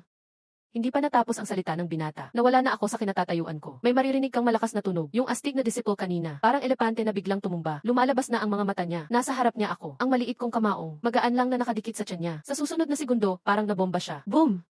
Lumipad siya palayo, direktang bumangga at winasak ang malaking stone leon sa tabi ng gate. Sumabog ang dugo niya, nawalan siya ng malay agad. Tahimik ang lahat ng disciples ng Teis Word Sect. Para silang nakakita ng multo sa akin. Isang 7 taong gulang na bata, walang ginamit na kapangyarihan, lakas ng katawan lang, isang suntok lang, tinalo agad ang top disciple ng foundation stage. Ang baho ng bibig mo, mas magaling pang magsalita yung itim na oso sa bundok. Nairita akong pinapagpag ang kamay ko. Tapos, tumingin ako kay Siyam na espadang bertuoso. Kuya, mahina ba talaga ang mga tao nyo? Di pa nga ako seryoso. Tumba na siya agad. Syempre, may Sacred Yuan Core ka sa loob. Sa kakatawan ng Kangmo at Great Ox Demon. Isang suntok mo, maski malalaking demonyo, mapapaluhod. Napakahina ng disciple ng foundation na yan. Di pa nga naging mist lang ang katawan niya sa isang suntok mo. Pinahina mo na nga ang lakas mo. May lumulusob, doon lang natauhan ang natirang mga disciples. Takot silang pinatugtog ang alarma. Ding ding ding, umalingaw ang tunog ng kampana. Nabigla ang buong sekta ng Teis Word Sect. Sino ang naglakas loob dito? Na umabuso sa Teis Word Sect ko. Naalarma ang lahat ng malalakas sa loob ng sekta. Sino ang naglakas loob dito? Na umabuso sa Teis Word Sect ko. Sunod, may lumipad na dambuhalang ibon. Nabalot sa gintong apoy. Lumipad pababa mula sa main peak. Diretso sa harap ng gate. Isang beast na nasa peak ng core formation. Guard beast ng sekta. Ang Golden Sun Eagle. Nakasuot ng pulang damit taoista ang taong sakay sa likuran nito. Gwapong middle-aged na lalaki. Nang makita ang sugatang binata sa lupa, bigla siyang nagalit. Yelang, ikaw talagang tapon. Kakauwi mo lang. Pinahintulutan mong masaktan ang pinakamamahal ko sa enforcement hall. Akala mo bang walang saysay ang mga patakaran dito sa sekta? Senior Red Dawn, bahagyang yumuko si Siyam na espadang bertuoso. Maayos niyang sinabi, ang disciple mo ang unang naghamon. Bukod dyan, hindi ko tauhan ang batang ito. Dinala ko siya para sa Teis Word Sect. Isa siyang uring bihirang espada. Seed ng Sword Immortal. Haha. Galit na natawa si Elder Chayang. Tinuro ako at minura dahil lang sa di kilalang batang ito. Ngayong araw tuturuan kita ng respeto. Agila, hulihin mo siya. Tanggalan ng lakas, sumigaw ang Golden Sun Eagle. Ikinampay ang malaking pakpak. Nagpaikot ng mainit na hangin. Inabot ang higanteng kuko. Tinatarget ang ulo ko. Kunwari, kaibigan, umatras ka. Bantay hayop ng core formation. Nag-iba ang mukha ni Siyam na espadang bertuoso. Papakawala pa lang siya ng espada. Pero di ako gumalaw. Hindi ako natakot. Kundi lalo pang nagniningning ang mga mata ko. Lumalabas ang laway ko. Ang laki ng inihaw na manok. Ang lutong at itsura niya. Ang sarap. Nang malapit na ang matulis niyang kuko sa ulo ko. Doon ako gumamit ng Dragon Elephant Power. Huliin ang dragon. Ang mabilis kong kamao, biglang pumihit sa ere. Lumabas ang sobrang lakas at mainit na enerhiya mula sa katawan ko. At doon mismo, nabuo ang isang maliwanag na higanting kamay sa ere. Gintot virtual na dambuhalang kamay. Walang epekto ang apoy ng agila dito. Hinigpitan ko ang liig niya. Squawk. Umawa ng sobrang sakit ang Golden Sun Eagle. Biglang naging nakakatawa ang hiyaw ng halimaw. Nagpupumiglas siya sa pakpak. Pinaikot niya ang lakas niya sa peak core formation. Pero di niya kayang galawin. Maging ang virtual na kamay. Di gumalaw. Bumaba ka dyan. Hinila ko siya pababa. Boom! Ang dambuhalang agila, parang sisiw lang. Naibinagsak ko talaga mula sa langit. Malakas na bumagsak sa puting plaza. Nagmukha tuloy na may malalim na hukay na ilang metro ang lapad. Nagalit ka ba't sinaktan ko ang pet mo? Sumigaw si Elder Chayang habang nakalutang. Pati bigote niya, tumayo sa galit. Sira ulo ka.